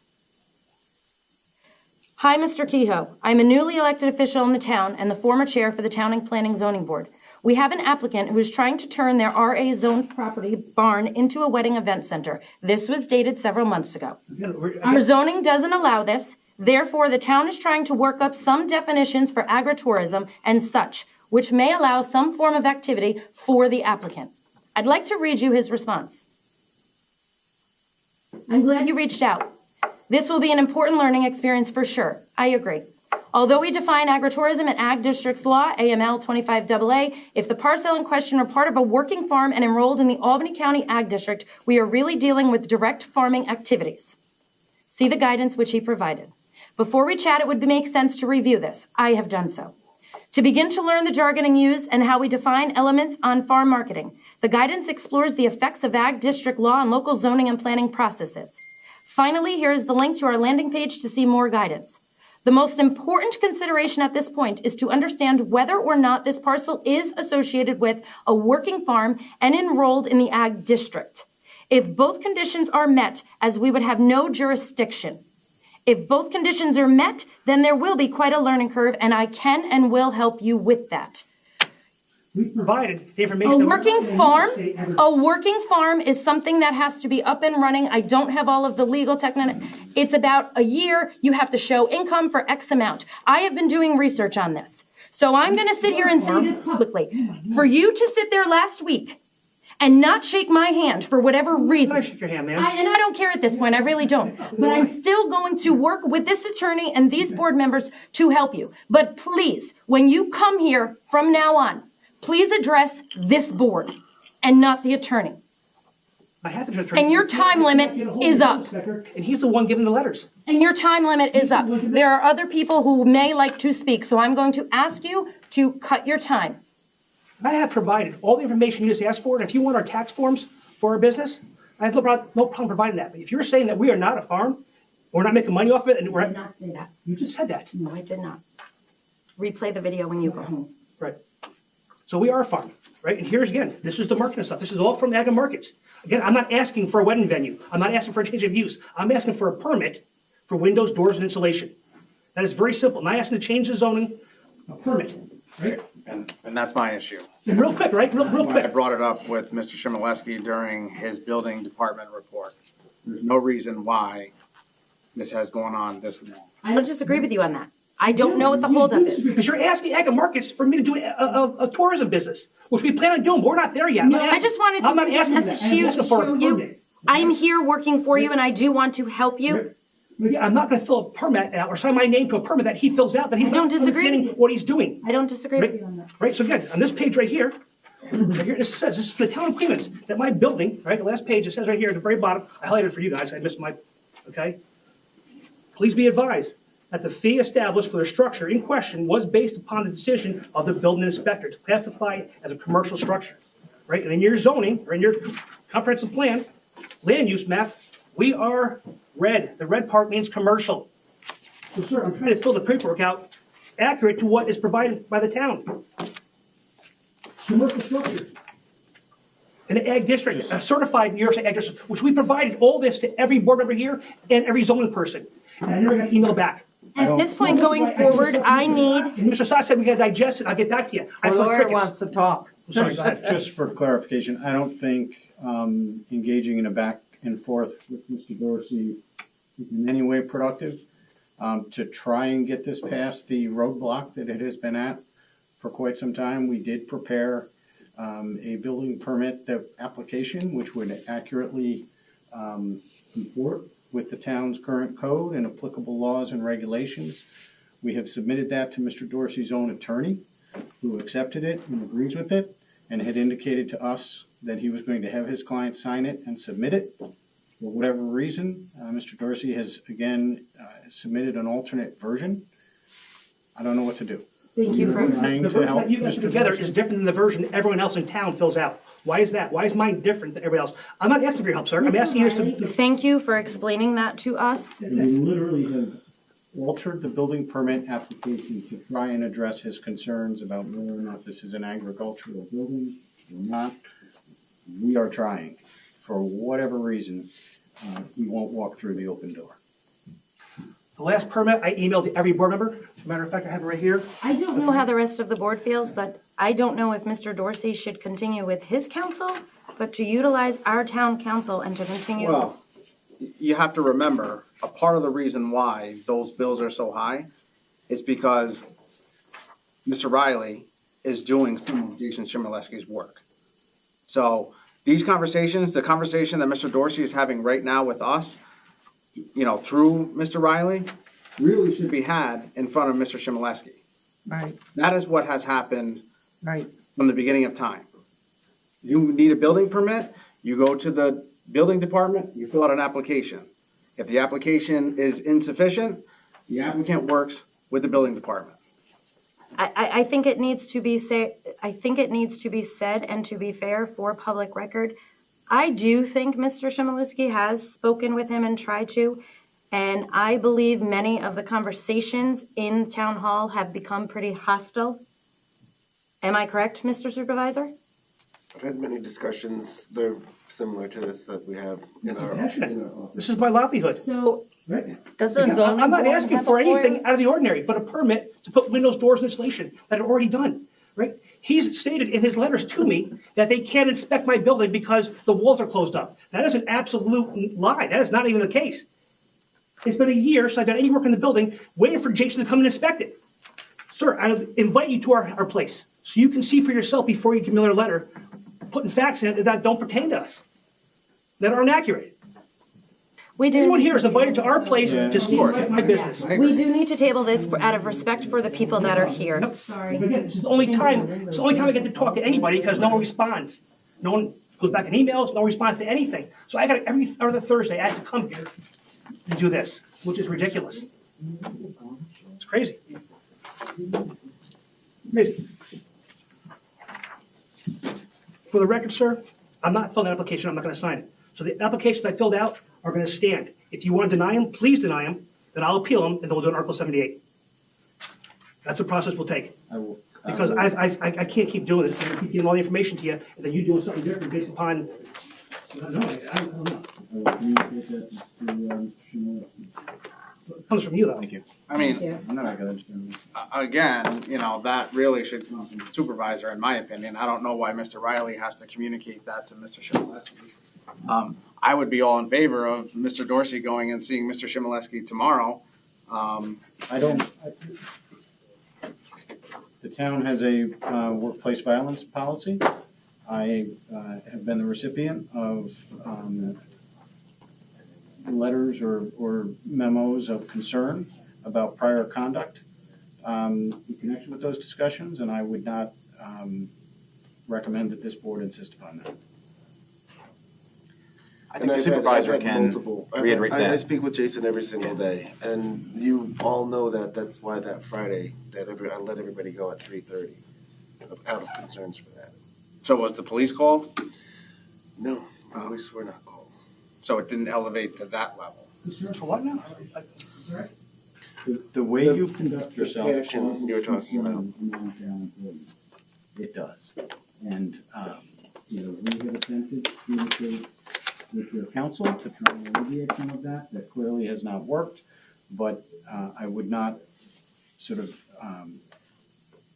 advise this board to insist that a town representative, meet with this particular resident on this issue under these circumstances. I just. Mr. Riley, I don't disagree. I had the police at one of my planning board meetings, so I don't disagree with you. I mean, you guys have had different experiences. I mean, I've had ample conversations with Mr. and Mrs. Dorsey. I understand he's passionate. I understand that, he's emotional. But, we all have different perspectives. Last meeting, Mrs. Dorsey was here and explained that Mr. Dorsey had a problem hearing out of the one ear, okay? And she said this may be why he's elevated. Right. Did anybody hear that but me? No, I heard it. Thank you. Okay, this may be the reason, and I have listened to these meetings, and Ms. Grogan, I'm sorry, I would attest that you just attacked him.